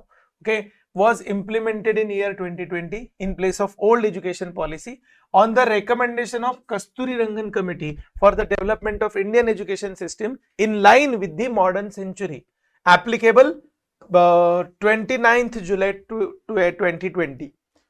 ये तारीख से हमने वो लागू किया था। ओके, क्या क्यों आवश्यकता है, देखो अब यहाँ पे सिर्फ इन्होंने संक्षेप में समझाइए, इतना ही बोला है।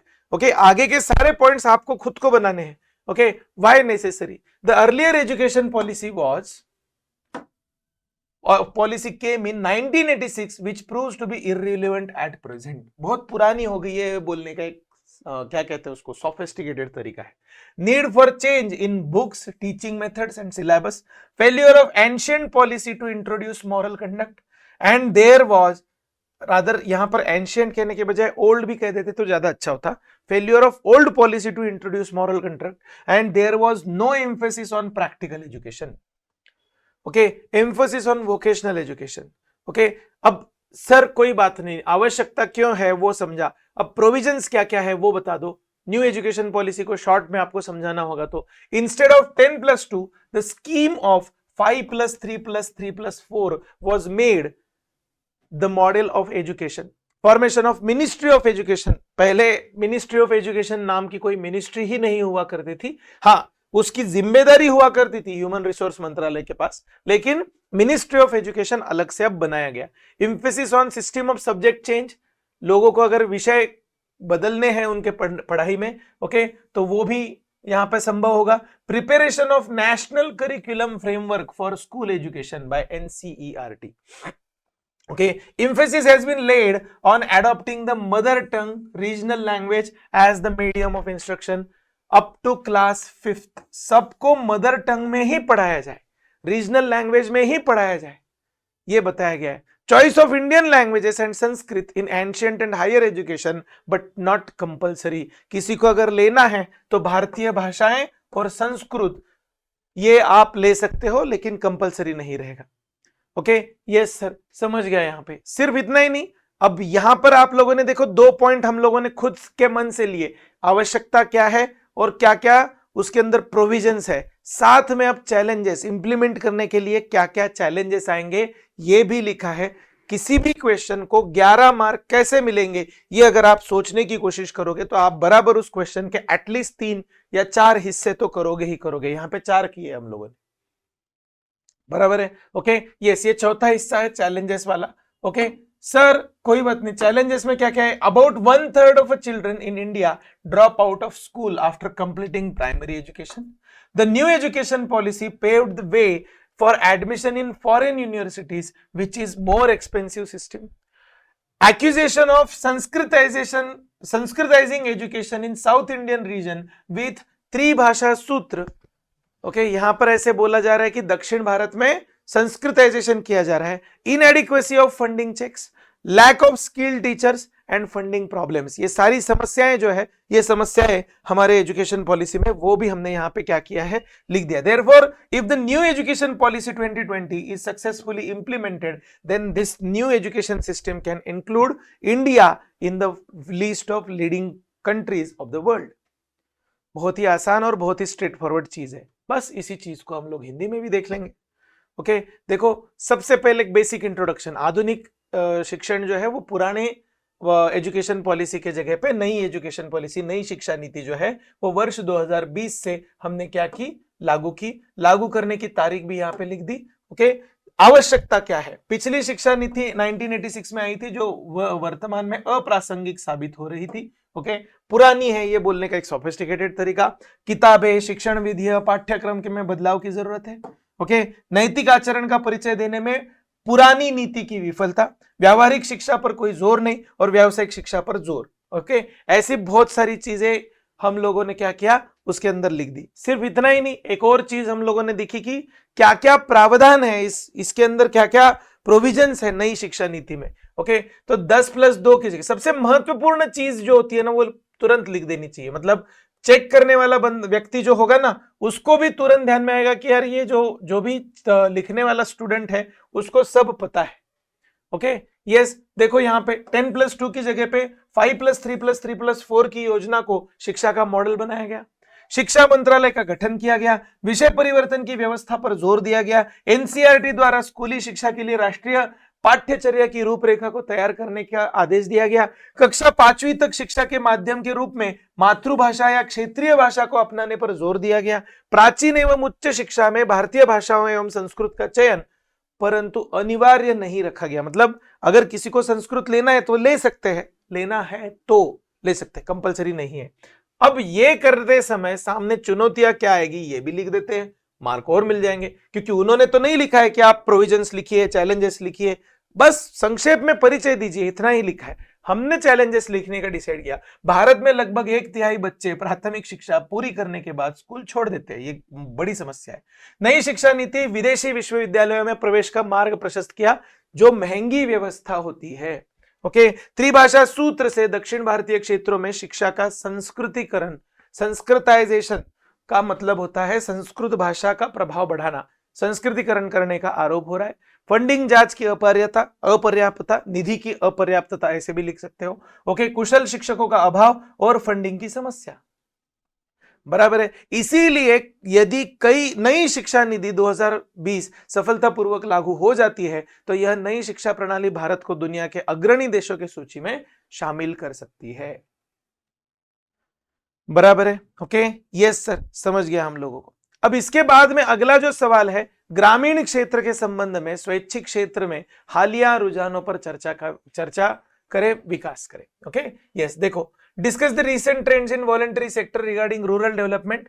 The recent trends in voluntary sectors regarding rural development include, थोड़ा सा टाइटल की ओर अगर आप देखेंगे, ज्यादा ध्यान देंगे तो आपको ध्यान में आएगा कि रीसेंट ट्रेंड्स को यहां पे हमने लिस्ट के फॉर्मेट में लिखा है. Community lead development, integrated development models, sustainable livelihoods, technology adaptation, climate resilience, partnership and collaboration, advocacy and policy influence. आप लोगों ने देखा होगा, सीधे सीधे एक सिंगल सवाल है, discuss the recent trends in the voluntary sector regarding rural development.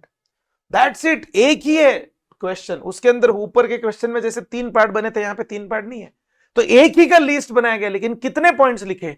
1 2 3 4 5 6 7. Okay, आपको जितने क्वेश्चंस है उतने क्वेश्चंस के मतलब जितने मार्क है. ओके, अगर आप 11 पॉइंट बना सकते हो तो बहुत अच्छे, आपको हर पॉइंट को 1 मार्क मिल जाएगा. लेकिन अगर आप 11 पॉइंट नहीं बना पा रहे हो तो एटलीस्ट 6 पॉइंट लिखो ताकि हर एक के ऊपर 2-2 मार्क्स मिल सके. ओके हाँ, अब 6 पॉइंट लिखने के बजाय अगर हम एक आध पॉइंट एक्स्ट्रा लिख दे ताकि एक आध पॉइंट अगर उनके साथ मैच ना हो तो अपने को मार्क्स मिलने की संभावना बढ़ जाती है। प्योरली मार्क ओरिएंटेड यहां पे आपका दिमाग चलना चाहिए कि मुझे मार्क्स कैसे मिलेंगे। ओके एक चीज देखिए, आपको अफसर बनना है, आपको नॉलेज है, ये वहां पे बताना है, ये चीज समझने की कोशिश करो। ओके तो आपको हर चीज को इस तरह से वहां पे सामने रखना है कि आपके मार्क्स बढ़े। Okay, community-led development, there is a growing emphasis on community-led approaches to rural development, where local communities actively participate in identifying their needs, setting priorities, and implementing development projects.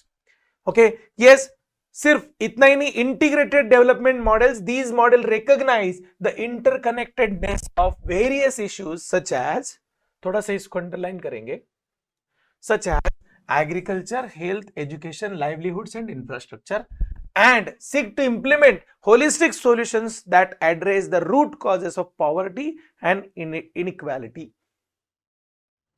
तीसरा, sustainable livelihoods. Voluntary organizations are increasingly focusing on promoting sustainable livelihoods in rural areas by, अब इसके आगे point होता है, supporting income generating activities, entrepreneurship, development and skill training and market linkages. इन माध्यम से वो क्या कर रहे हैं, सपोर्टिंग लाइवलीहुड्स कर रहे हैं।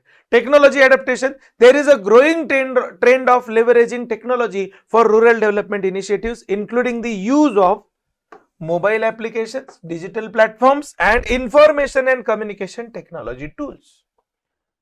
बराबर है, आपको ध्यान में आ रहा है कैसे लिखा जा रहा है हर चीज को। ओके क्लाइमेट रेजिलियंस लिखना कैसे है ये समझने की बात होती है। Okay, climate resilience. With increasing concerns about climate change and its impact on rural livelihoods, voluntary organizations are integrating climate resilience and adaptation strategies into their development interventions.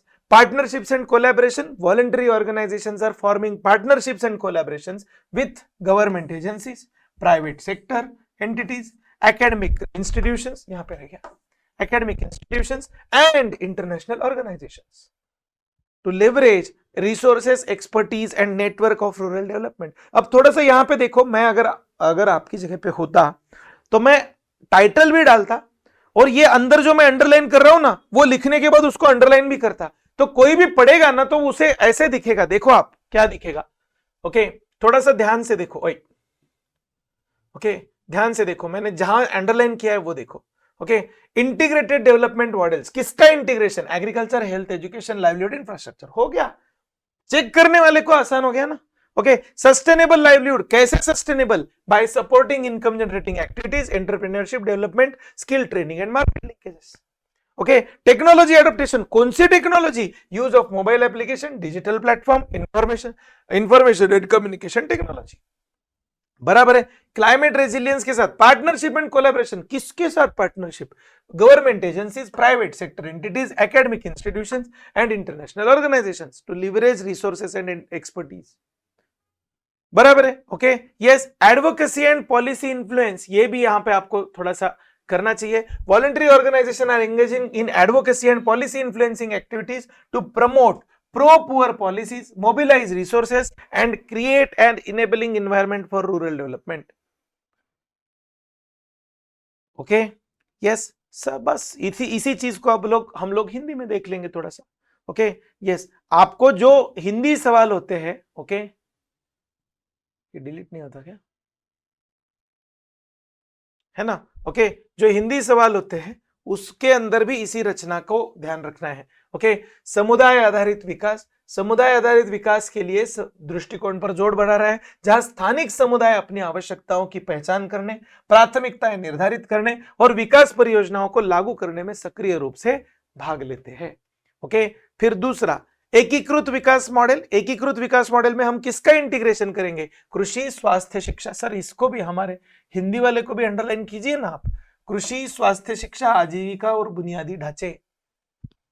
Okay yes सतत आजीविका, सस्टेनेबल इनकम देखने के लिए क्या है, स्वैच्छिक संगठन, आय सृजन गतिविधियां, उद्यमिता विकास, कौशल प्रशिक्षण और बाजार संबंधी संबंधों का समर्थन करके ग्रामीण क्षेत्रों में क्या कर रहे हैं, स्थायी आजीविका को बढ़ावा देने पर ध्यान केंद्रित कर रहे हैं।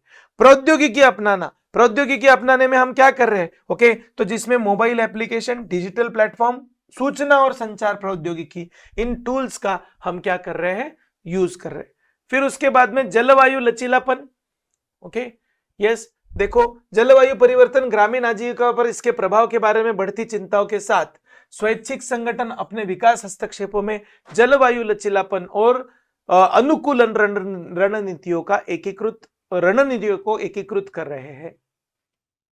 ओके, साझेदारी और सहयोग, किसके साथ साझेदारी और किसके साथ सहयोग, ओके, इसके लिए सरकारी एजेंसियां, निजी क्षेत्र की संस्थाएं, शैक्षणिक संस्थाएं और अंतरराष्ट्रीय संस्थाएं, इनके साथ साझेदारी और सहयोग बढ़ाया जा रहा है।